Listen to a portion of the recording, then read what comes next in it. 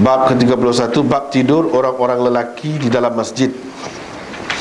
Abu Qilabah meriwayatkan daripada Anas bin Malik, katanya, satu kumpulan orang Uql datang kepada Nabi SAW, lalu mereka tinggal di Suffah, yakni serambi masjid. Abdurrahman bin Abi Bakar menceritakan ahli-ahli Suffah itu adalah orang-orang miskin. Imam Bukhari dengan sanad yang meriwayatkan daripada Abdullah bin Umar, beliau memberitahu bahawa semasa muda belia dan belum berumah tangga, dia selalu tidur di dalam masjid Nabi SAW. Dengan sanadnya Imam Bukhari meriwayatkan daripada Sahal bin Sa'ad, katanya, pernah Rasulullah SAW ke rumah Fatimah, tetapi tidak mendapati Ali di rumah. Maka baginda SAW bertanya, di mana anak pakcikmu?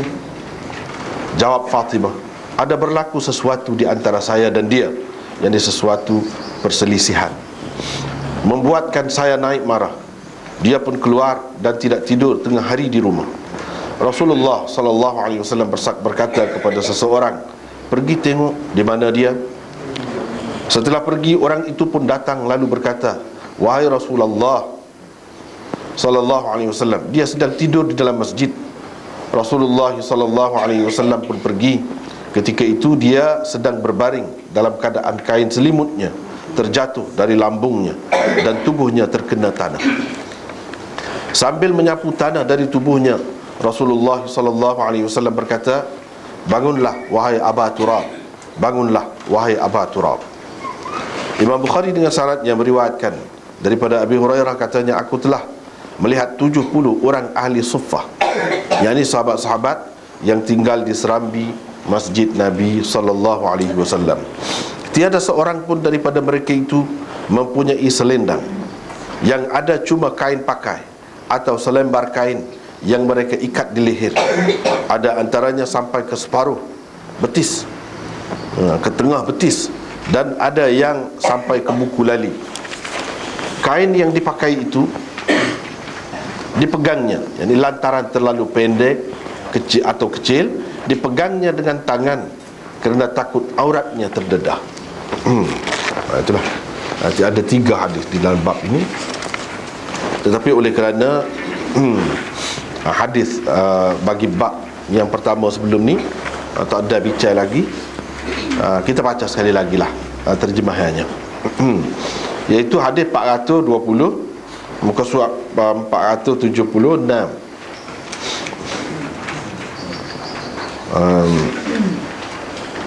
Imam Bukhari meriwayatkan dengan sanadnya daripada Hisham bin Urwah, daripada ayahnya, daripada Aisyah, bahawa ada seorang hamba perempuan berkulit hitam, kepunyaan satu keluarga, yakni kabilah Arab. Setelah keluarga itu memerdekakannya, dia tetap hidup bersama mereka. Hamba perempuan itu, yakni bekas hamba perempuan itu bercerita, katanya, pernah seorang anak perempuan keluarga tersebut keluar dengan memakai selempang merah daripada kulit yang bertatahkan permata. Dia meletakkan selempangnya, atau syak perawi, selempangnya terjatuh dari tubuhnya. Tiba-tiba seekor helang lalu di situ, dan ia ternampak selempang yang terletak di atas tanah itu. Kerana menyangka daging, helang itu menyambarnya. Mereka pula mencarinya, tetapi tidak dijumpai. Hamba perempuan itu bercerita lagi, setelah menuduh aku mengambilnya, mereka terus memeriksaiku, sehingga mereka memeriksai kemaluannya.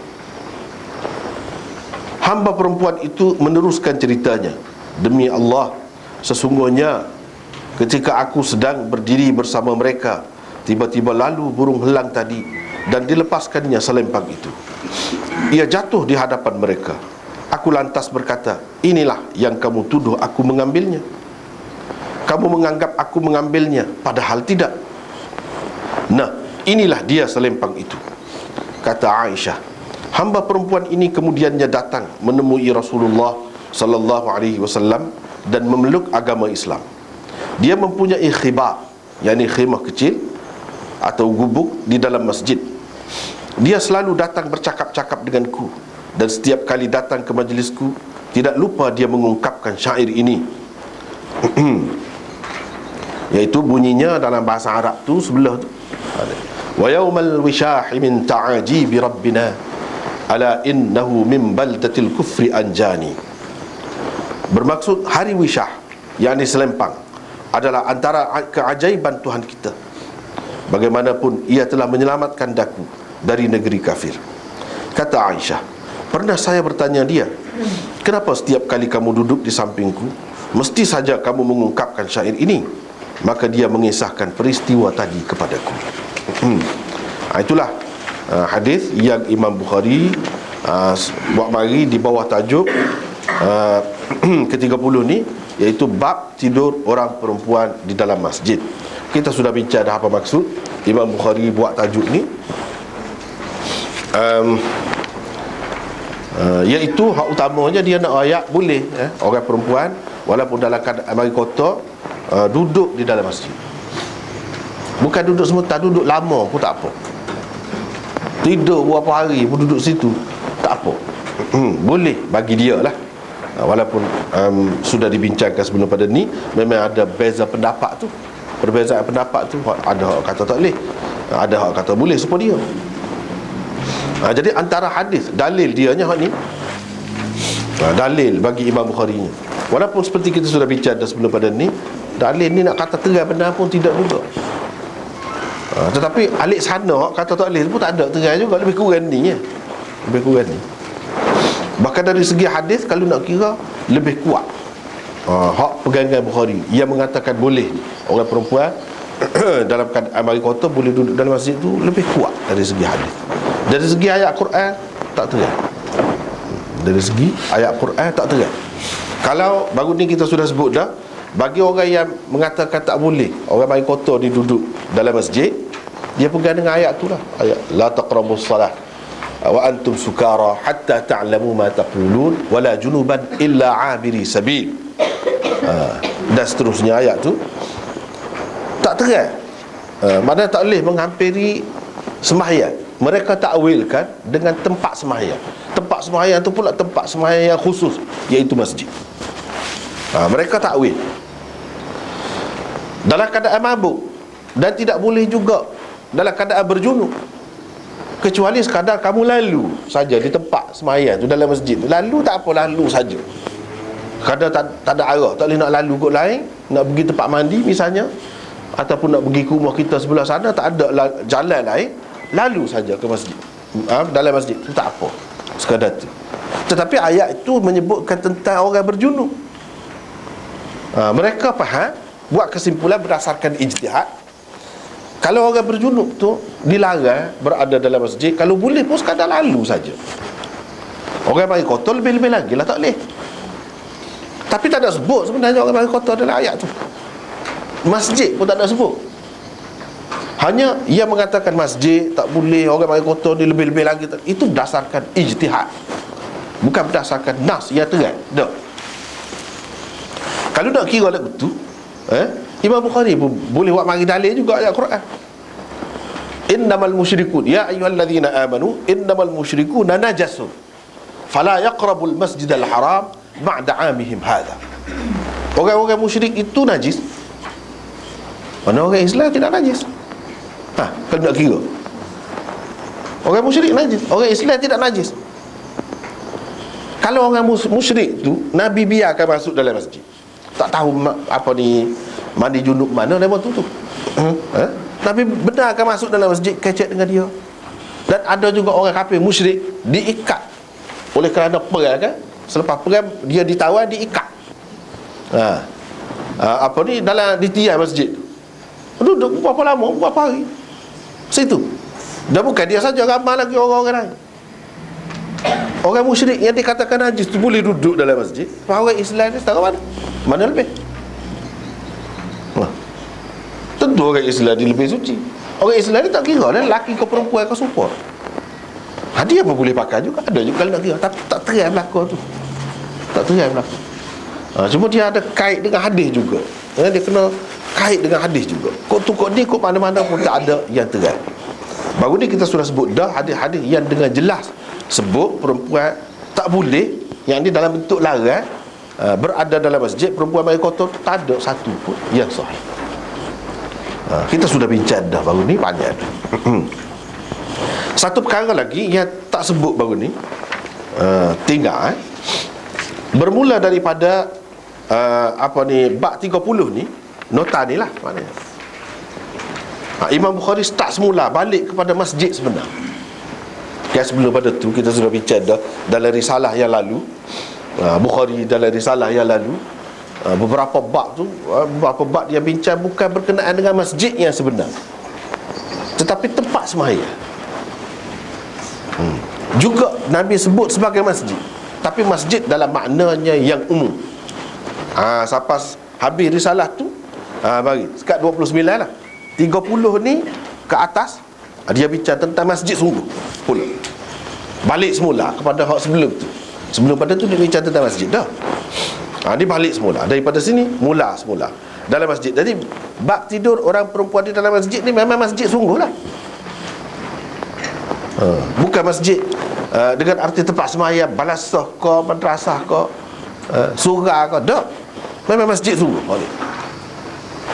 Sebab apa? Sebab hadis hak dia pamari ni berkenaan dengan perempuan ni, memang dia tidur, dia duduk dalam masjid Nabi. Masjid Nabi tu masjid sebenar, bukan masjid dalam makna yang umum. Bermakna Imam Bukhari balik semula kepada masjid yang sebenar. Dan tajuk dia kita sudah bincang dah baru ni dengan panjang lebar. Hari ni kita akan mula bincang tentang hadis tu sendiri. Jadi di sini disebut ada seorang perempuan berkulit hitam, kepunyaan satu keluarga Arab. Siapa dia? Perempuan tu nama gapo? Tidak dapat dikesan. Seperti dalam nota ni, bawah tu kita tulis tak dapat dikesan. Kabilah tu, keluarga mana pun tidak dapat dikesan.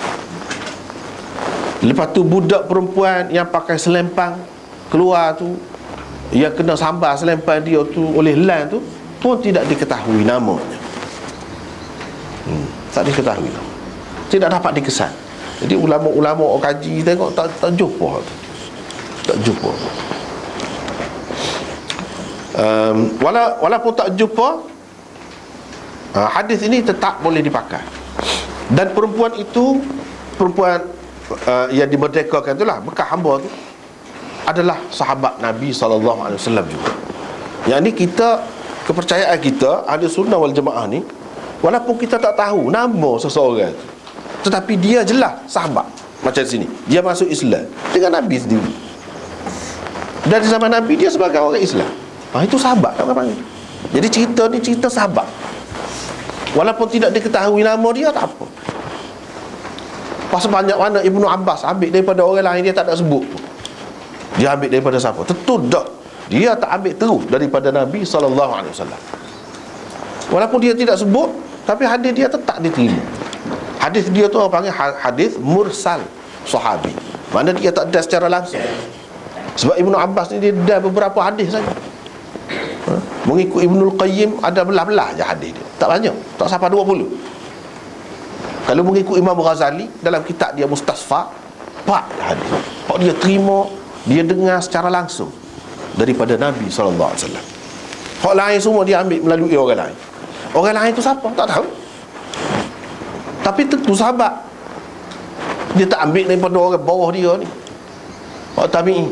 Dia ambil daripada sahabat-sahabat yang lain. Sahabat yang lain tu tidak diketahui pun tak apa. Sahih hadis itu.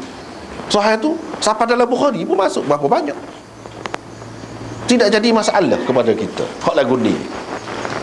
Supaya juga dengan perempuan ni, walaupun tidak diketahui nama dia, keturunan dia, binti gapo-gapo tak tahu, tak apa.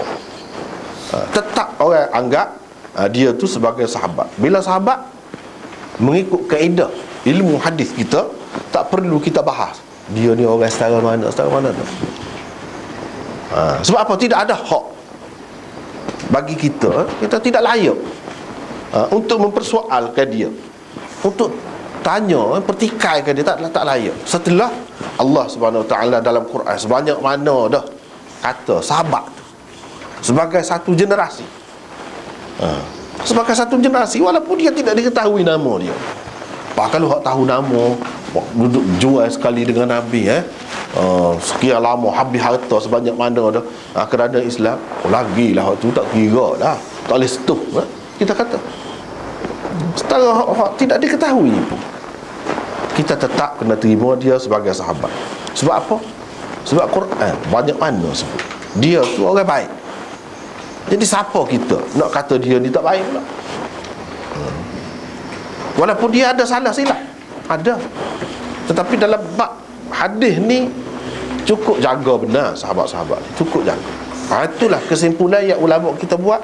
Dia tidak akan berdusta sengaja mengubah hak Nabi SAW. Tak akan. Sahabat ni lagu tu terdidik, terasuh. Siapakah mereka tu? Tidak serupa dengan hak lain. Lepas pada generasi sahabat tu, tabi'in. Apa lagi kemudian ni? Tabi'in kena tanya dulu. Kalau satu orang tu ambil, dia tak ada dengan sahabat, dia tak ada dengan sahabat. Mana-mana sahabat dia tak ada. Tiba-tiba dia meriwayatkan hadis tu daripada Nabi. Kita kena petikan, dia ambil daripada siapa? Kalau tentu dia ambil daripada sahabat, tak apa. Hak tak sebut tu sahabat maksudnya. Tetapi boleh jadi dia bukan ambil daripada sahabat, dia ambil daripada orang lain. Orang lain tu sama generasi dengannya, segenerasi dengan dia, iaitu tabi'in juga. Tak boleh. Kena tahu siapa dia orang. Itulah kedudukan sahabat ni di sisi kita je setara mana. Perempuan ni adalah sahabat. Sebab apa? Sebab dia masuk Islam. Lepas pada peristiwa ni, dia lari, pergi tinggalkan tempat tu, pergi jumpa dengan Nabi, masuk Islam, duduk dalam masjid sebagai orang Islam. Bermakna dia ni sahabat.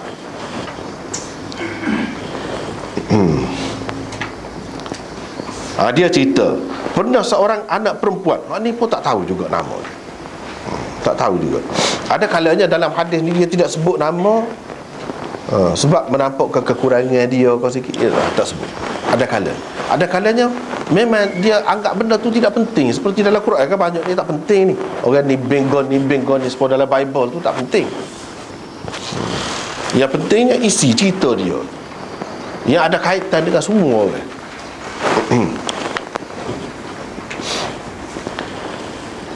Dia keluar dengan memakai selempang merah. Selempang ni hak pakasi ni, pakasi. Kan kalau raja nak bagi apa-apa, penghormatan, pingat ke apa tu, dia pakai. Sini.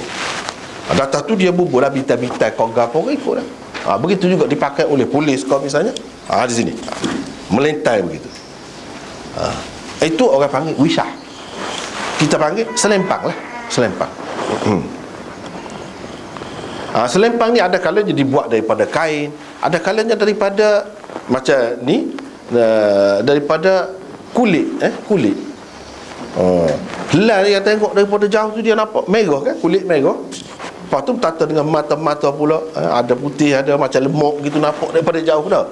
Merah, lemuk, putih, campur dengan putih tu, mata tu dia nampak macam daging lah, berlemuk. Itu ni daripada kulit, tatah dengan permata pula.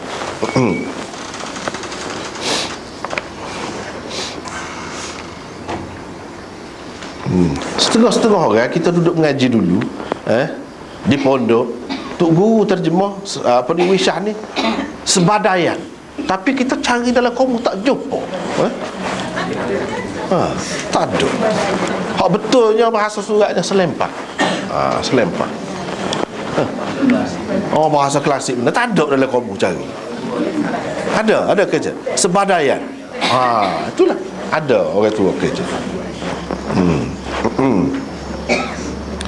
Almarhum tu Ayah Zid dulu pondok Pasir Tumbung, saya pun ngaji sana juga.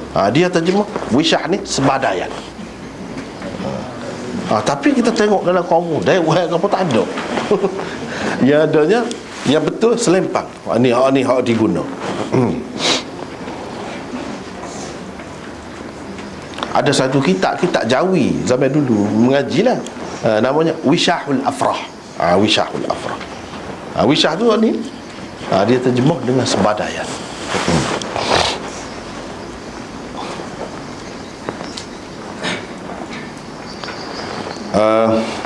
Apakah hak tu? Lepas tu dia letak, atau syak perawi di sini, dia letak kau terjatuh daripada tubuh dia tu, selempang tadi. Bila terjatuh, marilah lah lalu kau atas nu nyasambar kau lah. Pakak cari tak jumpa. Bila tak jumpa, wah halalah dia. Moga dia hamba kan. Hamba, bekas hamba. Lagu tu lah orang ni.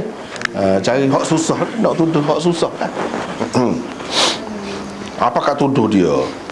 Bila tuduh dia tu nyapresa, kata dia presa habislah. Sampai telanjang dia. Sampai inilah dia kata, sehingga mereka memeriksai kemaluannya. Sampai gitu. Gitu mana?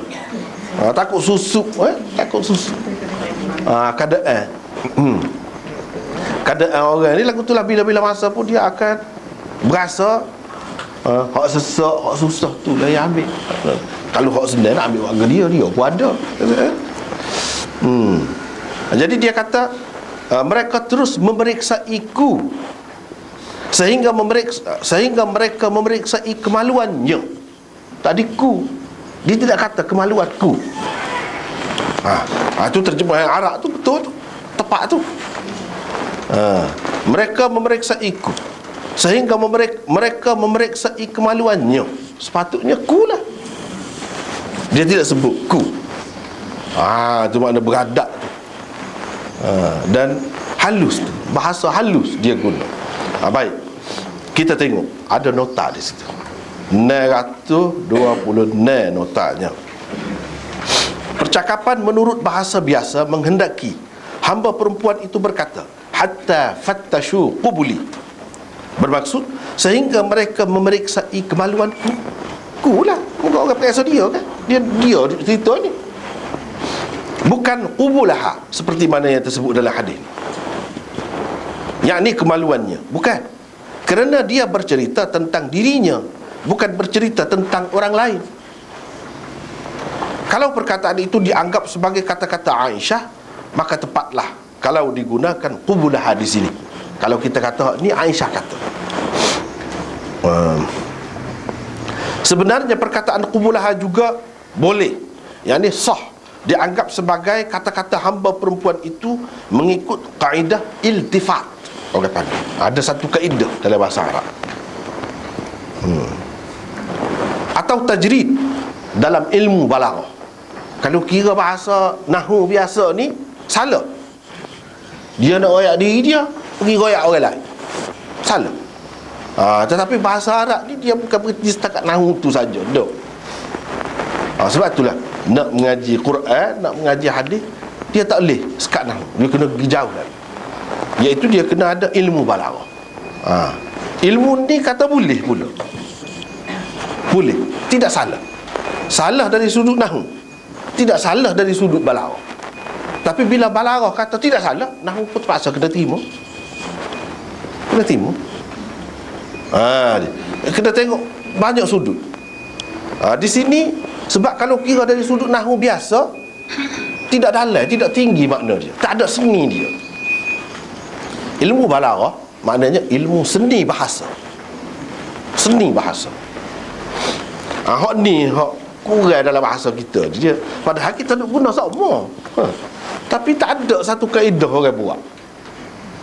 Saya tengok dulu Zakbar dulu dalam ilmu mengarang Melayu ke apa, dia ada buat, tapi dia tidak buat penuh lah, tak ada.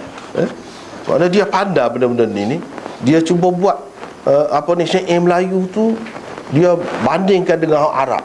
Dia ikut, kalau rentak Arabnya gini.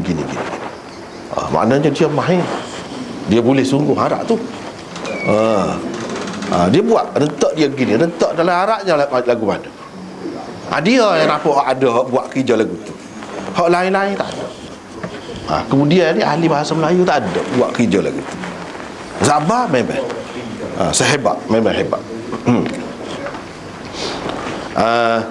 Jadi kaedah iltifat, pemakaian kaedah iltifat di sini, kalau kita pakai di sini makna iltifat, berarti orang yang bercakap berasa segan atau tidak sopan menyebutkan perkataan seperti itu untuk dirinya sendiri. Tidak sopan. Kalau dia kata kemaluanku, dia kena kata kemaluannya. Itu bahasa halus. Iltifat.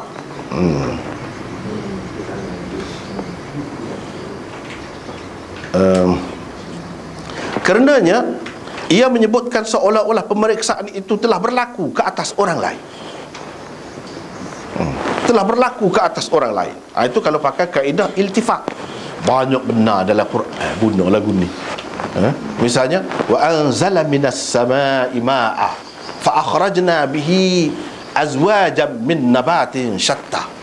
Umpamanya, dia telah menurunkan air dari langit. Yang dia Allah. Lalu kami keluarkan dengannya kami pula. Dia tidak kata lalu dia mengeluarkan dengan air itu sekian banyak tumbuh-tumbuhan dalam kepelbagaian rupanya. Kami pula dia kata. Lalu kami menumbuhkan dengan air itu sekian banyak tanaman-tanaman di bumi.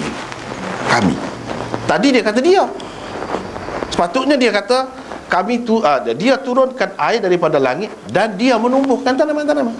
Tidak, kami pun. Jadi dia ada faedah besar dari sudut ilmu balaghah. Itulah orang panggil iltifat. Iltifat ni banyak pula bahagiannya. Ni orang panggil iltifat minal ghaibah ila takallum. Iltifat tu banyak jenis pula. Paling lari daripada hak ni pergi kepada hak ni, lari daripada hak ni pergi kepada hak ni. Wa ma li la a'budu alladhi fatarani wa ilaihi turja'un. Kenapa saya tidak akan sembah Tuhan yang telah mencipta saya, padahal kamu akan dikembalikan kepadanya? Padahal saya akan dikembalikan kepadanya. Sepatutnya bukan royak saya, dia royak kamu. Tengok, itu iltifat. Itu bahasa Quran. Dia nak ayatnya benda ni ketika turun air tu, waktu turun air tu memang tak nampak. Tetapi tanaman-tanaman yang tumbuh begini banyak, begini hebat ni, dia gunakan kami, seseolahnya dia berada di hadapan kita. Nak royak kehebatan dia, kebesaran dia. Bukan makna kami ni orang lain pula, dia juga. Itu orang panggil iltifat. Kalau dalam bahasa Melayu, orang kita dulu aja kecek. Mak dia tu, kata dia. Mak dia tak. Mak dia.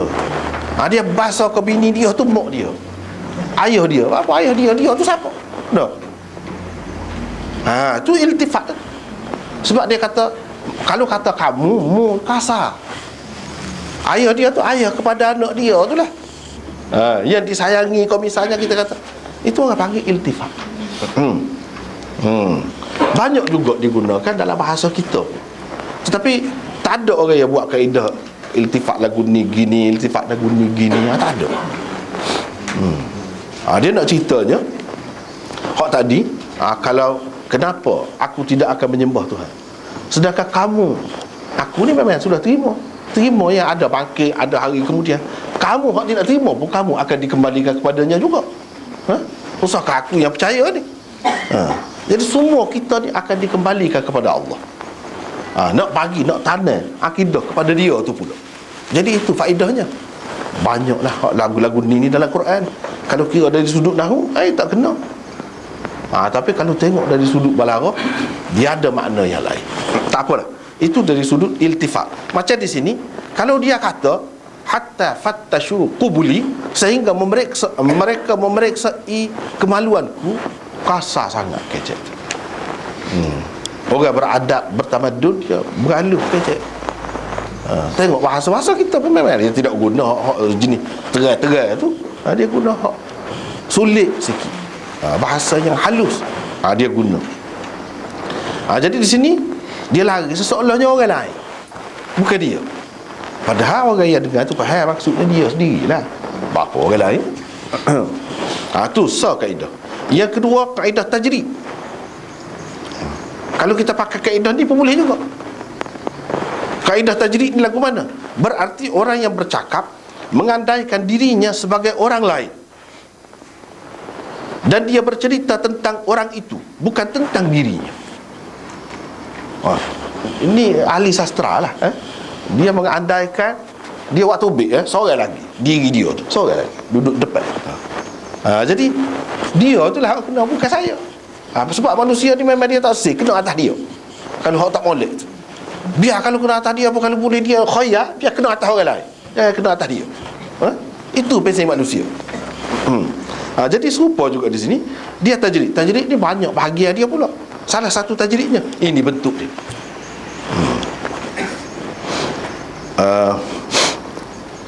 Buka sebagai orang lain, dan dia bercerita tentang orang itu, bukan tentang dirinya. Al-Baihaqi di dalam Syu'abul Iman meriwayatkan hadis ini melalui saluran riwayat Abu Muawiyah daripada Hisham, daripada ayahnya yakni Urwah. Ni lebih kurang hadis ni jugalah, cuma perawi di bawah tu beza sikit, ada lain sikit isi dia, iaitu bahawa hamba perempuan itu juga berkata, aku berdoa kepada Allah agar dilepaskannya aku daripada tuduhan itu, padahal dia tidak Islam lagi pada masa tu. Dia royak ni. Ni ada cerita ni. Dia kata dia berdoa tak kira lah, minta biar Tuhan lepaskan dia.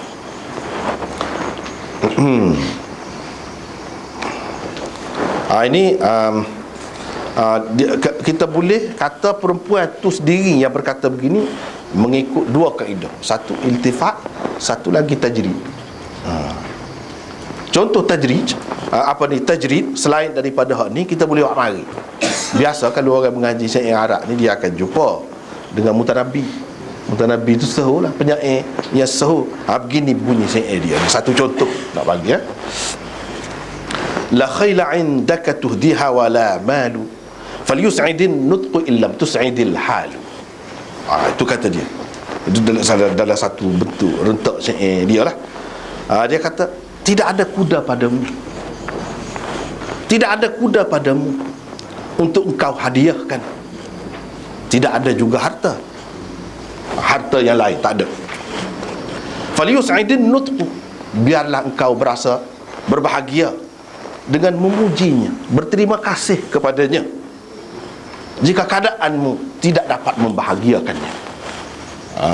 Kalau mu tak boleh membahagiakannya, menyukakan dia dengan balas balik kebaikan dia tu, dengan bagi pitih kau, dengan bagi gapo kau, biar berasa bahagia dan membahagiakan dia dengan kata-katamu, dengan ucapan terima kasih kau sebagainya. Dia kata ni dia bukan kata kepada satu orang lain dah. La khayla indaka, tidak ada kuda padamu. Padamu tu pada aku lah. Mu tu aku maksudnya. Tapi dia pakai kaedah tajrid. Tak ada arah lah, mu tak ada pitih, mu tak ada harta, mu tu dia. Itu kaedah tajrid. Kalau mu tak boleh bui, mu kena terima kasih lah dia. Mu tu dia tu lah. Bukan mu tu orang lain. Itu kaedah tajrid orang pakai.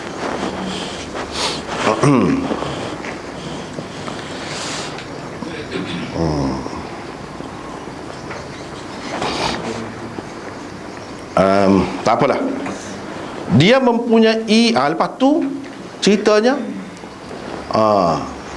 dah periksa begini, akhir sekali hikmat Tuhan, dia doa habis ring, berdoa tak kira lah berdoa, sebab malunya dihina sampai begitu, ditelanjangkan di hadapan orang, doa minta Tuhan selamat. Tiba-tiba yang pelik tu dia katanya, hari Wisya, hari Selempang tu hari yang pelik. Macam mana bola tu mari terbang, mari lepas pulak, lepas tu jatuh depan orang ramai. Ni lah kata dia. Dia kata dia sangat. Pada ni tengok ni. Lepas pada tu tak apalah, tapi dia sedih dah lah, terkilan dah lah. Lepas pada tu dia tinggal tu, lalu berhijrah pergi. Dengar cerita ada Nabi, ada gitu gini, ajaran bagus orang kata. Pergi tu jumpa dengan Nabi, masuk Islam. Itulah Nabi suruh duduk dalam masjid tu cerita. Ni cerita dia duduk dalam masjid. Dia mempunyai khibab, kata Aisyah ni, yang ni khemah kecil atau gubuk kecil lah, macam pondok lah kecil, biar terlalu sederhana lah. Di dalam masjid. Sinilah Imam Bukhari nak kalau dia ada khemah dalam masjid, apa pasal khemah? Kalau duduk sebentar tak payah pasal khemah. Duduk lama, kalau duduk lama tak kira dia tak tidur. Situ dia ni. Kalau dia duduk lama, orang perempuan ni duduk lama, dia ada ketika mari kotor. Mari kotor tu tak tahu bila, esok kau, lusa kau. Nabi tak ada pula pesan dia, kalau kamu mari kotor, mu jangan duduk dalam masjid. Tak boleh. Kalau memang haram, mesti Nabi pesan. Apa tak ada, menunjuk kata apa.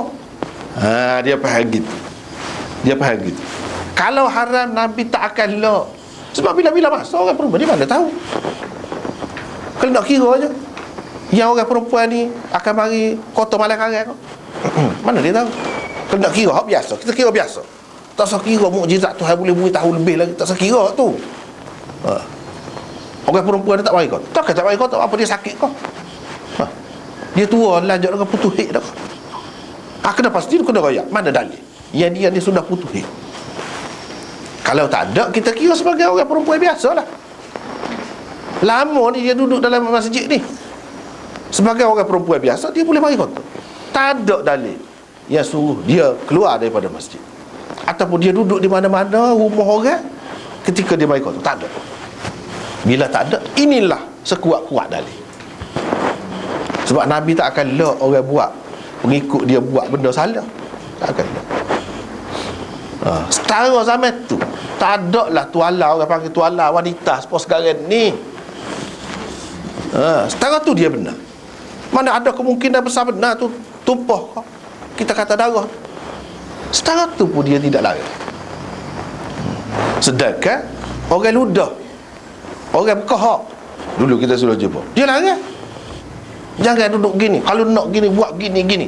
Ada. Hak ni apa tak ada, menunjukkan tidak ada halangan semua. Tu cara dia faham. Itulah fiqh Bukhari. Itulah dia kata orang perempuan hak mari kotor boleh duduk dalam masjid. Bukan nak duduk saja kitanya. Bila fiqh ni kesimpulan yang kita sudah buat sebanyak mana? Apa faedah? Banyak faedahnya. Bila kita kata boleh, banyak faedah. Bila kita kata tak boleh, banyaklah faedah dia tu terlepas.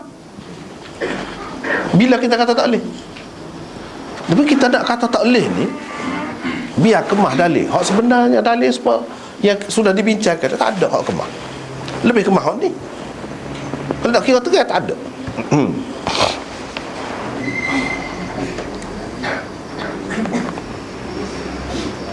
Tak apalah. Dia pun kata, bila dia ni jumpa dengan Aisyah, duduk kat wa yaumal wishahi min ta'ajibi rabbina ala innahu min baldatil kufri anjani. Kata lagu tu sama. Abdullah Aisyah kata, apa agakmu ni? Kalau mari duduk kat aku, kata lagu tu lah ni. Apa? Dia pun ayatlah. Inilah cerita dia. Cerita tadi. Jadi dia ingat, ajaib sungguh, pelik sungguh kerjaan Tuhan. Tapi semua tu hak berlaku kepada dia tu ada hikmat. Hikmat Allah SWT ada besar hikmat. Tak apalah. Itu ada nota di situ pula untuk syair tu. Syair ini adalah daripada Bahar Tawil. Ini kalau orang mengaji ilmu arud, ilmu menimbang syair Arab, dia kena reti juga. Sebab dalam hadis ni pun dia ada syair juga. Nabi bersyair ke tidak? Ma'allamnahu syi'ra wa ma yanbaghilah. Tidak kami ajar kepadanya syair. Tuhan kata Nabi itu bahasa dia bukan syair, dan tidak sesuai syair itu dengannya. Sebab hak aku bu itu lebih daripada syair, lebih hebat. Tapi syair pun orang, jangan syair ni sastrawan ahli bahasa sungguh melopak orang. Kita biasa tengok orang melopak tu. Kalau kena molek, kalau bahasa tu bahasa tinggi, bahasa sedap, bahasa kemah, memang gelepar. Kalau kena bahasa, syair tu pun. Tetapi Quran ni bukan syair. Kita nak tahu mana syair ni. Bukan. Hak ni Quran ni bukan syair, hak ni syair ni lagu ni. Kita nak tahu mana. Kita kena tahu satu ilmu yang lain pun. Dan kalau sampai ke peringkat kita boleh menilai syair begitu, kita akan dapat rasa, akan dapat tahu setara mana Quran ni banding dengan syair. Dia kena sampai situ baru berasa mukjizat Quran tu. Dalam bentuk bahasa Arab tak apa beza dengan syair. Jadi kena, sebab tu kena ngaji juga. Kata orang alim je kena ngaji. Kalau tak ngaji tak boleh. Sebab walaupun Nabi tu tidak kecek bahasa syair, tetapi berapa banyak syair dalam hadis. Syair orang tu, syair orang ni. Apa beza? Dan syair ni tak boleh kau dalam Islam. Bukan tak boleh. Hak tak boleh, hak lagu mana? Tak apalah tu. Jadi kita nak bicara ni. Ini orang panggil bahar tawil. Dia ada banyak rentak dia. Wazan yang ditimbangan asalnya terdiri daripada 8 juzuk, iaitu fa'ulun, mafa'ilun, fa'ulun, mafa'ilun, fa'ulun, mafa'ilun, fa'ulun, mafa'ilun. Bahar tawil adalah bahar, yakni rentak. Rentak yang paling popular di kalangan penyair-penyair Arab.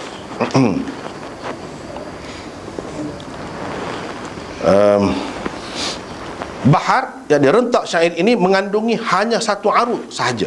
Ni tak faham lah. Memang kena lalu saja. Kepada hak erti tak apalah, dia faham dah. Mengandungi hanya satu arut sahaja dalam bentuk maqbud. Itu istilah dia belaka. Wazannya ialah mafa'ilun. Dah maqbud, dia kena mafa'ilun, bukan mafa'ilun. Kena buat ya.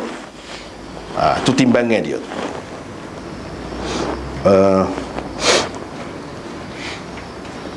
Darbnya pula ada 3.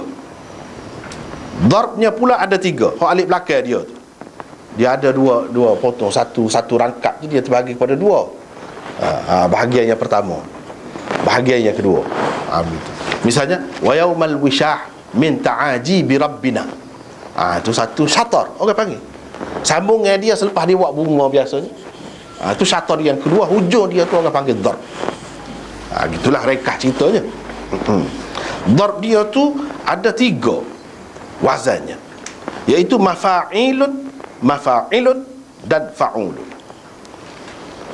Ada 3. Lepas tu darb bagi bait yang tersebut di dalam hadis di atas adalah sahih. Sahih tu maksudnya dalam bentuk mafa'ilun, bukan mafa'ilun, bukan maqbud, tapi mafa'ilun, supaya asal. Juzuk kedua, syatar pertama, baitnya dimasuki qab, yakni dibuang huruf kelimanya yang mati. Fa'ulun, mafa'ilun, ada ya asalnya. Syair ni kita tak boleh baca lagu, kena baca fa'ulun, mafa'ilun, bukan mafa'ilun. Sebab apa? Bahagian yang kedua dalam syatar pertama dia, maqbud. Maqbud tu huruf yang kelima dia tu dibuat. Tak boleh kita kata mafa'ilun, tapi kena kata mafa'ilun.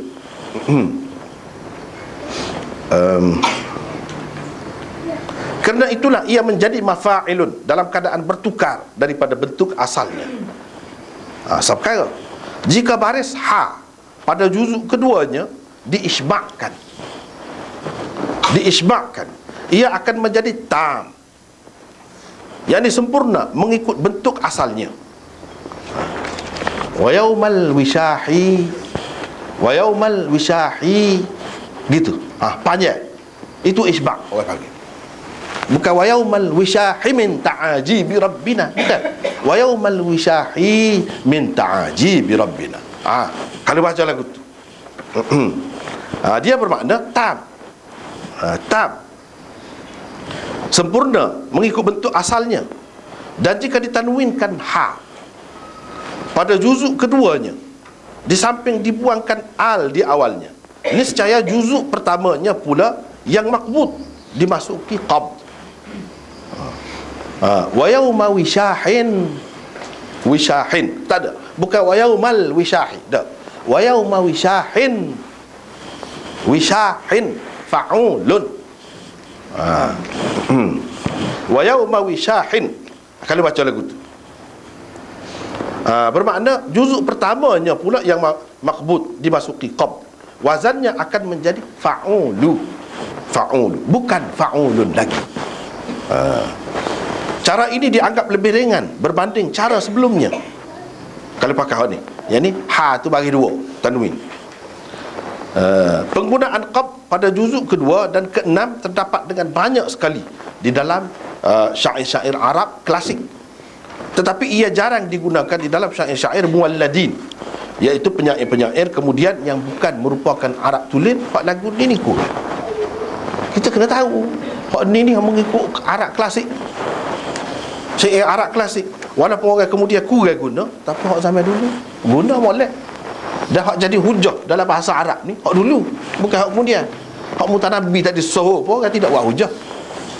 Tak apalah, secara ringkas saja tu kan. Apa yang kita royak lagu tu pasal memang dah ada syair tu, dia boleh baca kot tu, boleh baca kot ni, kalau baca kot ni jadi kan begini. Syair di atas apabila ditaktikkan, dipotong-potong, akan tergambar seperti di bawah ini. Cuba kita perhati, nak timbang. Wa yaumal fa'ulun wishahimin mafa'ilun, bukan mafa'ilun sebab makbut. Yang kedua tadi dia kena mafa'ilun.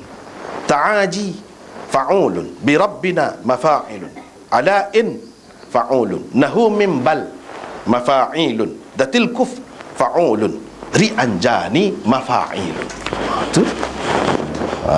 Tu timbangan dia. Ini orang panggil ilmu arud dan qawafiz. Jadi kita boleh tahulah syair ini rentak gapo. Bahar ni banyak, ada bahar tawil, ada bahar basit. Hak kita baca hak mutanabbi tadi, la khayla indaka tuhdibiha malu, tuhdiha wala malu tadi kan. La khayla indaka tuhdiha wala malu. Hak tu rentak lain, basit orang panggil. Ada rentak wafir, ada rentak kamil, macam-macam lagi. Dia bunyi lagu lain. Hak tu payah kena ngajikan dah. Tahu-tahu saya edit tak oyak gapo dia bahar gapo dia. Tapi bila jumpa tu kita kena baca yang betul lah. Bukan setakat betul, boleh buat pula. Boleh buat pula. Hak tu hak naknya. Jadi hak ni ada dalam hadis ni, baharnya ialah bahar tawil. Kalau kita belajar ilmu arud ni, bahar tawil ni rentak hak mula-mula sekali, rentak ni sebab paling popular. Rentak ni. Yang nak cerita gini sebab apa? Sebab tadilah ada beza tadi.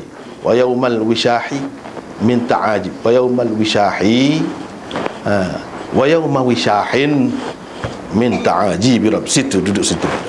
Lepas tu kalau mengikut penilaian orang kemudian dia kata tak molek di situ, juzuk yang kedua tu makbut. Padahal orang sampai dulu kata tak ada apa-apa molek. Betul dah. Betul dah. Tak apalah. Baik, kita tengok pula pengajaran. Tu secara ringkas lah nak itu. Dia kena ngaji khusus pula tu. Cakap ilmu tu. Dia antara syarat ulama buat untuk nak jadi mujtahid, untuk nak faham Quran, nak faham hadis, salah satu ilmu dia kena erti hak ni. Kalau tak erti hak ni bukan lagi. Tak boleh. Dia tidak layak lagi untuk mentafsir Quran ke, menterjemah hadis ke, syarah hadis, tak layak. Tak boleh. Tak sakit je. Tak boleh dulu lah. Tak dulu lah. Syaratnya dia kena erti hak ni. Walaupun hak ni tak ada kena mengena dengan Quran, tapi bahasa Arab juga hak tinggi juga. Tak tahu beza apa istimewanya, apa beza. Tak apalah. 929 notanya, antara pengajaran dan panduan yang dapat diambil daripada hadis ini ialah orang lelaki atau perempuan yang tidak mempunyai rumah dan kediaman boleh tidur dan menetap di dalam masjid jika aman daripada fitnah. Lelaki dan perempuan boleh tidur di dalam masjid, tapi dengan syarat tadilah, kalau aman daripada fitnah. Yang kedua, keharusan memasang khemah dan sebagainya di dalam masjid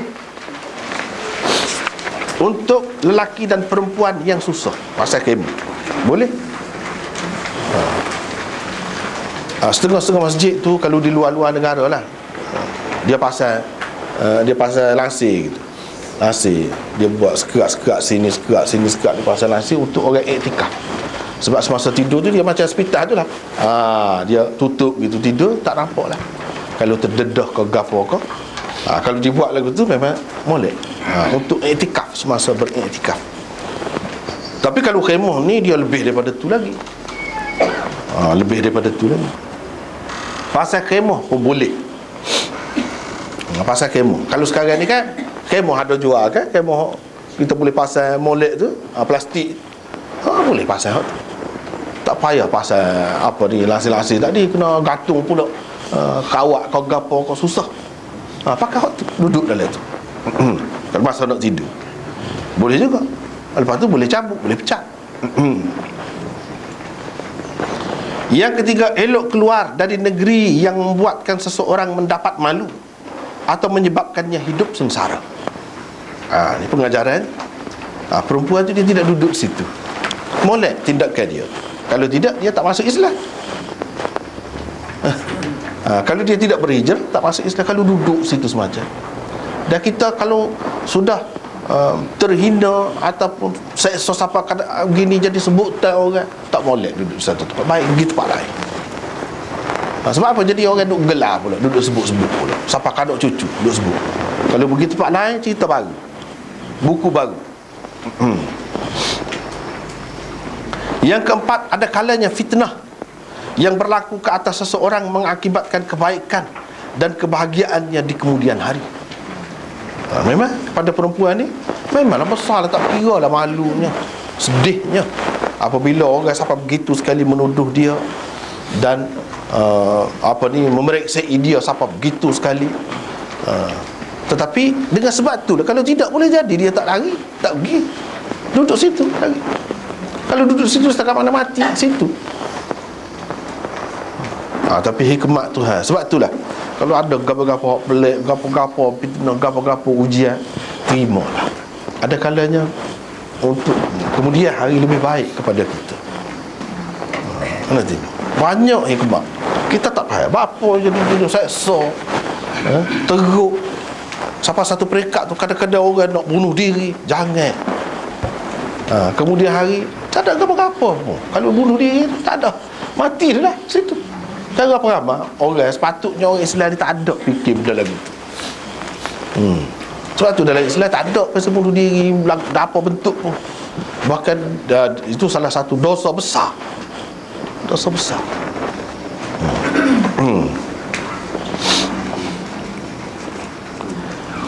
Macam dia ni, dia dengan sebab tu pergi ke Madinah, pergi jumpa dengan Nabi dan memeluk agama Islam. Itu besarnya. Yang kelima, kelebihan berhijrah dari negeri kafir ke negeri Islam. Memang kelebihan negeri Islam kurang lagu mana pun dia ada lebih. Ada lebih dia. Bayangkan saya duduk di India dulu, nak makan lembu, susah. Sebab lembu tu Tuhan pokok dia. Kubah tu sebelah kubah. Kubah pun tidaklah hak tua, hak muda tu kan. Jadi daging dia lembut. Mana-mana mari tempat kita ni kan daripada India tu daging kubah, bukan daging lembu. Mana boleh lembu? Tak ada. Kalau nak sampai ekspor gitu more nah. Sebelah susuk tu pun nak perang. Jadi kalau kita nak makan lembu, kena pergi kampung. Kampung sungguh lah. Itu pengalaman kita. Tak ada kita jumpa, tak aja tengok tempat kita. Rumah tanah, tapi bersih. Tapi semua asli belakang. Nisa madu pun asli, susu pun asli, mentega gapo ni, gak minyak sapi ni memang pokok dia. Duduk suasana tu memang tak boleh nak bayar lah tempat kita ni kan. Lepas tengok burung-burung tu besar-besar, macam-macam jenis burung tak pernah tengok. Dah orang tak makan.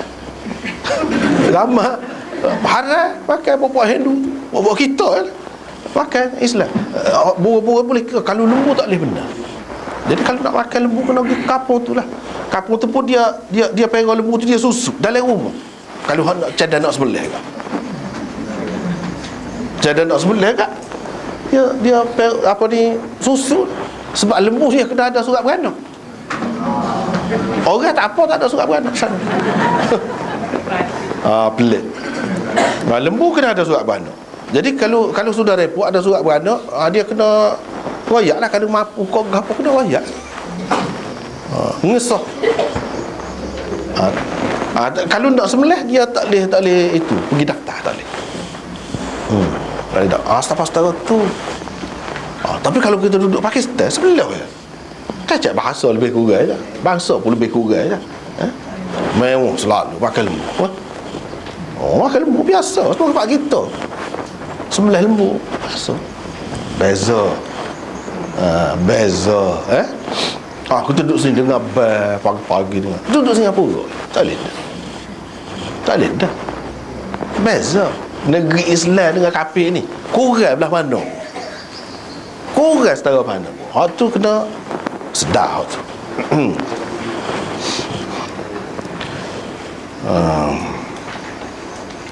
Yang keenam, kelebihan berpindah dari tempat yang kurang baik ke tempat yang lebih baik.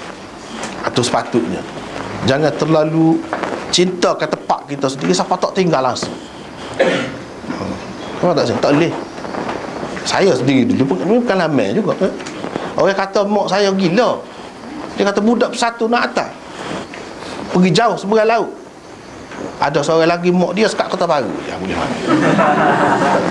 Lebih pada tu tak boleh. Saya terlajuk ke anak dia. Jadi mak saya kata, kita pun saya juga, anak jatah seorang tu juga. Tapi masa depan, untuk ilmu, untuk gap, kena sabarlah, kena terima. Dengan sebab pergi tu berapa banyak kita boleh, alhamdulillah. Berapa banyak benda kita boleh yang orang lain tak boleh. Sekurang-kurangnya bahasa dia kita boleh jelira. Ada kalanya lebih jelira pada bahasa kita sendiri. Pasal apa? Duduk dalam lingkungan dia benda tu. Jadi hak semua hak Tuhan buat ada hikmah. Ada hikmah. Tapi kalau tak boleh sebentar, tak sepindah, tak sepisah, tak boleh lah. Hak istimewa. Nak duduk di rumah, duduk caw kau makan, tak boleh makan. Gambar dia kita kata makanan tempat kita. Memanglah tak ada lah tempat orang. Tak ada. Tapi ada pula ada sana tak ada tempat kita. Ada pula ada sana tak ada tempat kita. Zaman maju dah ni tempat kita ni kan, ni kan. Skala barang hak luar tu siapa tempat kita. Tapi saya duduk cari-cari tengok calon rozah tak ada lagi. Sedap tu. Calon rozah tak ada, buah singgara tak ada. No. Dan banyak lagi buah-buah. Sedap buah-buah tu. Kita duduk makan dengan sayang-sayang zaman budak mula. Bakar benda tu, buah singgara tu duduk dalam air. Dalam air, dalam kolam tu dia buah tu, buah dalam air. Lemuknya. Dia buah dia macam kepala lembu, macam kepala ada tanduk gitu buah dia. Tak ada siapa tempat kita. Buah calon rozah sedap. Tak ada siapa lagi. Kita lama mana dah makan benda tu, rasa tu tahu dah. Beza. Kalau kita pergi tempat orang, tapi kena susah lah sikit. Susah, memang susah. Susah.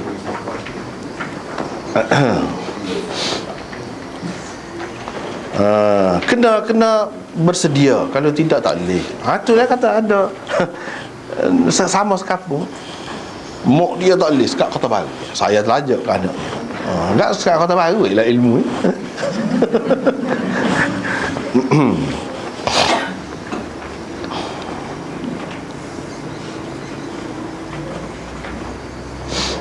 Yang ketujuh, doa orang yang dizalimi diterima Allah walaupun dia seorang kafir. Kena tahu tu. Orang yang dizalimi ni tak kira kafir pun Tuhan terima. Tak boleh buat nyaya kau. Kalau dia doa kita walaupun kita Islam, kena kita. Itu kemurahan Tuhan. Dalam keadaan dia marah, dia murka kepada orang kafir pun, hamba dia lagi, kejadian dia lagi. Dengan sebab itu macam dia Dia berdoa sungguh-sungguh, akhirnya Tuhan terima. Pelik jadi berlaku. Ajaib sungguh. Macam mana mari lepas situ cukup. Nah, ni di dalam hadis banyak ni orang-orang yang dizalimi, walaupun orang kafir pun Tuhan akan tolong dia. Dengan sebab itu kita tak boleh buat nyaya kat orang. Apatah lagi orang Islam. Orang kafir pun tak boleh. Yang ke-8, peristiwa penting dalam kehidupan seseorang tidak akan dilupainya. Ia akan sentiasa menyebut dan mengenangnya. Peristiwa penting dalam kehidupan seseorang sering juga mencetuskan idea-idea bernas dan melahirkan hasil-hasil seni yang tiada tolok bandingnya, berupa karya-karya agung atau puisi-puisi yang sangat bernilai. Itu kesan duduk jauh lah. Kesan duduk jauh. Lepas tu peristiwa penting yang berlaku dalam seseorang. Macam saya, ingat semua orang duduk sana sampai budak-budak dulu. Ingat bila kita balik terkenal, terkenal. Benda-benda lagu tu mencetuskan, mendorong kita buat sesuatu, mendorong kita buat sesuatu. Macam dia ni pun kurang-kurangnya, walaupun dia tidak mengarang pun katakanlah apa ni, hamba perempuan ni, tapi tubik syair tu masuk pakai dalam hadis. Orang duduk faham pula. Orang dia kata, orang tak guna dalam lagu ni. Siapa nak kata tak guna? Orang dulu kata molek je. Tak ada apa molek. Betul dah dia kata. Kalau tak ada lah tekanan begitu terhadap dia, boleh jadi tak tumbik je. Kadang ni dia jadi, walaupun nama dia tidak dikenali, tetapi sampai bila-bila akan ada dalam hadis. Tu syair dia. Manusia ni gitu kadang-kadang. Kadang-kadang kalau senang tak tubik benda molek, susah baru tubik. Ada tekanan baru tubik. Kalau dalam keadaan biasa tak. Itu hikmah Allah SWT berlaku lah. Sebab tu kita kata di sebalik susah, di sebalik tekanan, di sebalik gitu gini ada hikmah. Yang ke-8, menempatkan seseorang di dalam masjid bukan berarti menghinanya, malah ia berarti memuliakannya, kerana masjid adalah tempat yang paling mulia di bumi. Jangan pula kita kata, apa yang Nabi tak suruh pergi duduk rumah sahabat-sahabat dia lain, ini orang perempuan disuruh duduk dalam masjid. Jadi adakah ini berarti memencilkan dia? Tidak. Berarti memuliakan. Itu kena faham. Maka kita kata, apalah suruh duduk dalam masjid, tak ada kau nak terima dia. Apa dia sakit kau gapo, kau takut jakit kau gapo? Tak ada sebab. Ini tempat yang mulia. Hak Nabi buat tentu tidak berarti menghina dia, memuliakan dia. Dan kita dapat tahu juga daripada sini, bila letak dalam masjid, Nabi tahu zaman dia tu selamat masjid, tidak ada fitnah. Masjid adalah tempat yang paling selamat.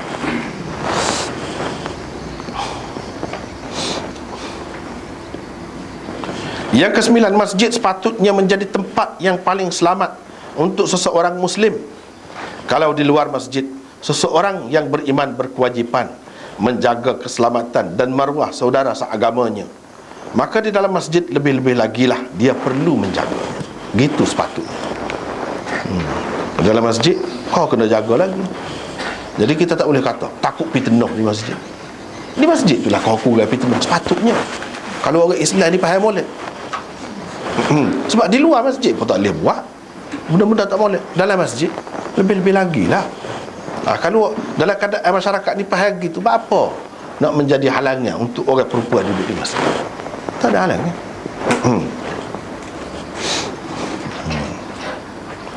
Yang ke-10, oleh kerana masjid merupakan tempat berlindung dan tempat beribadat orang-orang Islam, ia sewajarnya terbuka setiap masa kepada semua lapisan masyarakat. Kena boleh berlaku, sama lah. Yang ke-11, oleh kerana masjid juga merupakan pusat penyebaran dakwah dan ilmu Islam, maka sewajarnya kaum lelaki dan kaum perempuan kedua-duanya sekali bebas memasukinya dan berada di dalamnya tanpa mengira waktu dan ketika. Barulah nampak faedah dia. Kalau tidak, orang perempuan masa ni tak boleh, masa ni boleh, susah jadi. Bayangkanlah kalau sebab kita ni ada buat kelas, ketika mari kota tak boleh pergi, seminggu tak pergi. Kalau kelas tu nak hari, banyak mana dah tinggal. Tapi kalau boleh pergi, itulah ada setengah tu boleh pergi pun dah ngaji dah, tapi dia tidak sedap, tak sedap juga. Susah juga. Tapi kalau masjid tu boleh belaka, serupa pendapat Imam Bukhari ni, senang, tak ada timbul apa-apa halangan. Yang ke-12, seringkali juga aktiviti kemasyarakatan yang merangkumi kaum lelaki dan perempuan diadakan di masjid, seperti majlis akad nikah, derma darah dan sebagainya. Jadi seperti kita sebut baru ni lah, akad nikah. Yang semua tu mari kotor, tak boleh naik atas masjid. Kan? Jadi duduk suku gitu tak suka dah. Tak suka. Lepas tu macam kita kata nak derma darah, apa takut tumpah darah gitu gini. Bagi Imam Bukhari tak apa. Darah orang tidak najis. Senang. Duduk dalam masjid pula boleh. Kalau nak pakai mazhab Syafi'i, darah najis. Kalau tumpah, so kena jaga molek. Darah najis. Tapi kalau mengikut Bukhari, tak, darah manusia tak najis. Darah haid, ya najis. Tapi setara najis tu darah boleh masuk. Hak takut sebenarnya, takut tumpah tu menyusah kat orang, takut bau tidak menyenangkan orang. Tu je. Kalau boleh jaga hak tu, tak ada apa.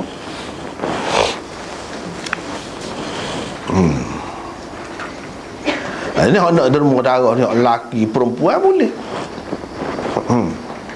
Boleh. Ijtihad Bukhari dan tokoh-tokoh ulama yang sependapat dengannya sesuai sekali dipilih dan diguna pakai untuk melancarkan perjalanan aktiviti-aktiviti seperti itu. Memanglah kalau kita pilih dia senang. Yang ke-13, hadis-hadis yang menunjukkan perempuan harus masuk ke dalam masjid dan berada di dalamnya dalam keadaan berhaid lebih kuat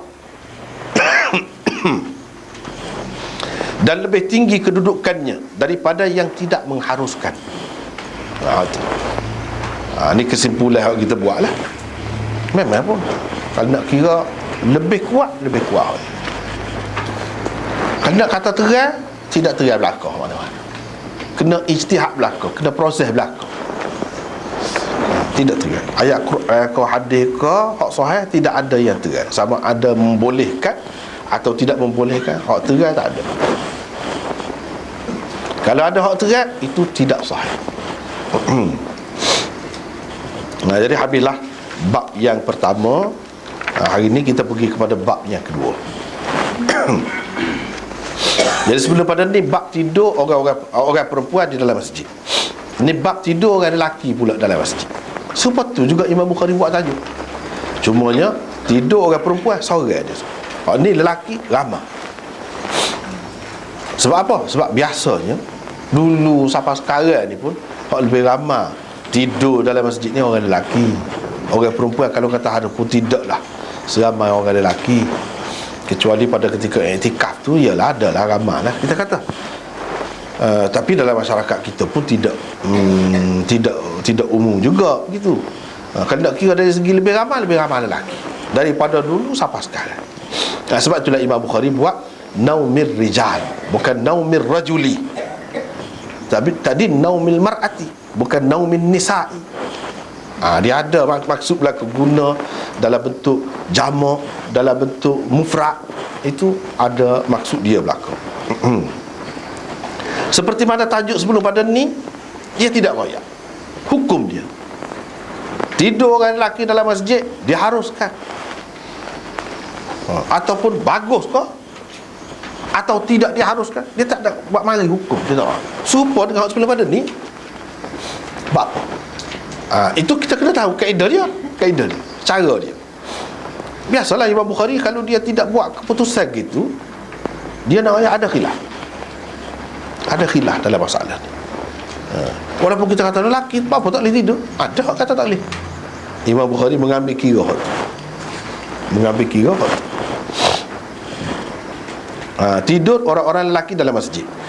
Daripada bab yang lalu dan seterusnya, ni masjid hak sebenar tadi, bukan masjid dalam maknanya yang umum, tidak. masjid khusus. Tidur orang lelaki di dalam masjid, ada notasi itu 630.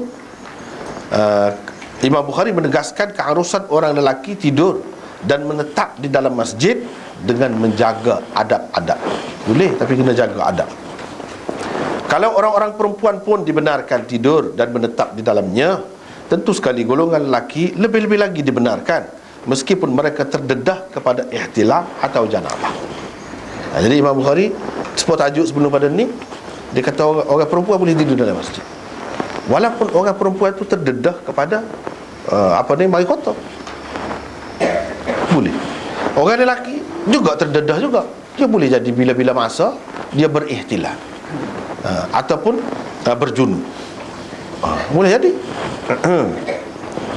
Misalnya kita kata dia tidur dalam masjid, tidur dalam masjid itu dia mimpi, siapa keluar air mani, itu berihtilam.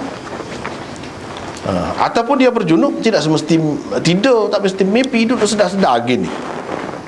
Kalau keluar berjunub, ada kemungkinan itu. Padahal dalam Quran larang orang berjunub, tak boleh. Kalau mengikut pendapat, ada dua pendapat tadi kan. Ada yang mengatakan orang berjunub tak boleh duduk dalam masjid berdasarkan ayat tu, illa abiri sabil, kecuali sekadar nak lalu. Jadi orang berjunub, kalau nak kira ada kemungkinan dia mari dia berjunub tu, ada kemungkinan bila-bila masa, kalau nak kira tak boleh lah duduk dalam masjid. Tapi dibenarkan juga. Bila dia berjunub, dia nak lagu mana? Dia tubik lah. Tubik. Tapi kalau mengikut Imam Bukhari, tak. Orang berjunub pun tak apa duduk dalam masjid. Tidak kata gaduh kena hunggah, tubik lah, tak. Kalau tak habis lagi kerja, kau buat apa-apa, buatlah dulu. Lepas tu berjunub tu boleh kita hilangkan, boleh kita mandi, tubik mandi, masuk pula. Waktu lah moleknya. Dia pun kata lagu tu, tapi tidak kata haram. Bagi Imam Bukhari, orang yang berjunub dalam masjid ni tidak haram. Tapi kalau bagi Imam Syafi'i, Imam Abu Hanifah dan ramai lagi orang lain, mereka kata haram, dosa. Imam Bukhari tidak berdosa. Sebab apa? Ayat tu dia tidak pakai berhubung dengan masjid, tak ada kena-mengena dengan masjid. Ayat tu maksudnya tak boleh semaya. Orang berjunub tak boleh semaya. La taqrabus salah, bukan la taqrabu mawadhi'as salah. Dia tak ada, dia orang panggil tak ada takdir lah, tak ada buat-buat tu, tak ada. Jangan kamu menghampiri semaya dalam keadaan mabuk, tak boleh. Dalam keadaan berjunub, tak boleh juga. Lepas tu illa abiri sabil tu dia bukan pakai dengan makna lalu dalam masjid, tak. Abiri sabil tu dia pakai dengan makna kecuali orang musafir. Kalau dia berjunub tak ada air, dia boleh tayamum, seperti tayamum untuk mengangkat hadas kecil juga. Tidak kata kena lomor tanah seluruh tubuh dia, seperti mana mandi kan, kena mandi seluruh tubuh. Tidak. Itu maksud ayat tu. Tak ada kena-mengena dengan masjid. Dia faham gitulah. Berbeza pandangan. Imam Bukhari nak cerita sini serupa dengan hak sebelum pada ni. Kalau perempuan mari kotor tidak menjadi halangan kepadanya untuk duduk dan menetap dalam masjid. Lelaki kalau berjunub, dia tak ada mari kotor, dia berjunub, berihtilam, dia boleh duduk dalam masjid serupa perempuan. Kalau mari kotor lebih berat lagi. Berjunub ringan, sebab berjunub boleh dihilangkan dengan mandi. Mari kotor tak boleh. Kalau mari kotor tu, setara mari kotor tu boleh duduk dalam masjid, hak berjunub lebih ringan. Kau boleh. Tu ijtihad dia, pendapat dia. Apa tak boleh? Kalau orang kata tu ayat Quran tu tidak dengan maksud berkait dengan masjid, semaya tak boleh dalam keadaan berjunub. Kalau nak semaya memanglah kena mandilah. Tak boleh tak mandi, ambil air semaya saja ke? Tak boleh. Kalau sudah berjunub, ya kena mandi. Hatta taghtasilu, kena mandi.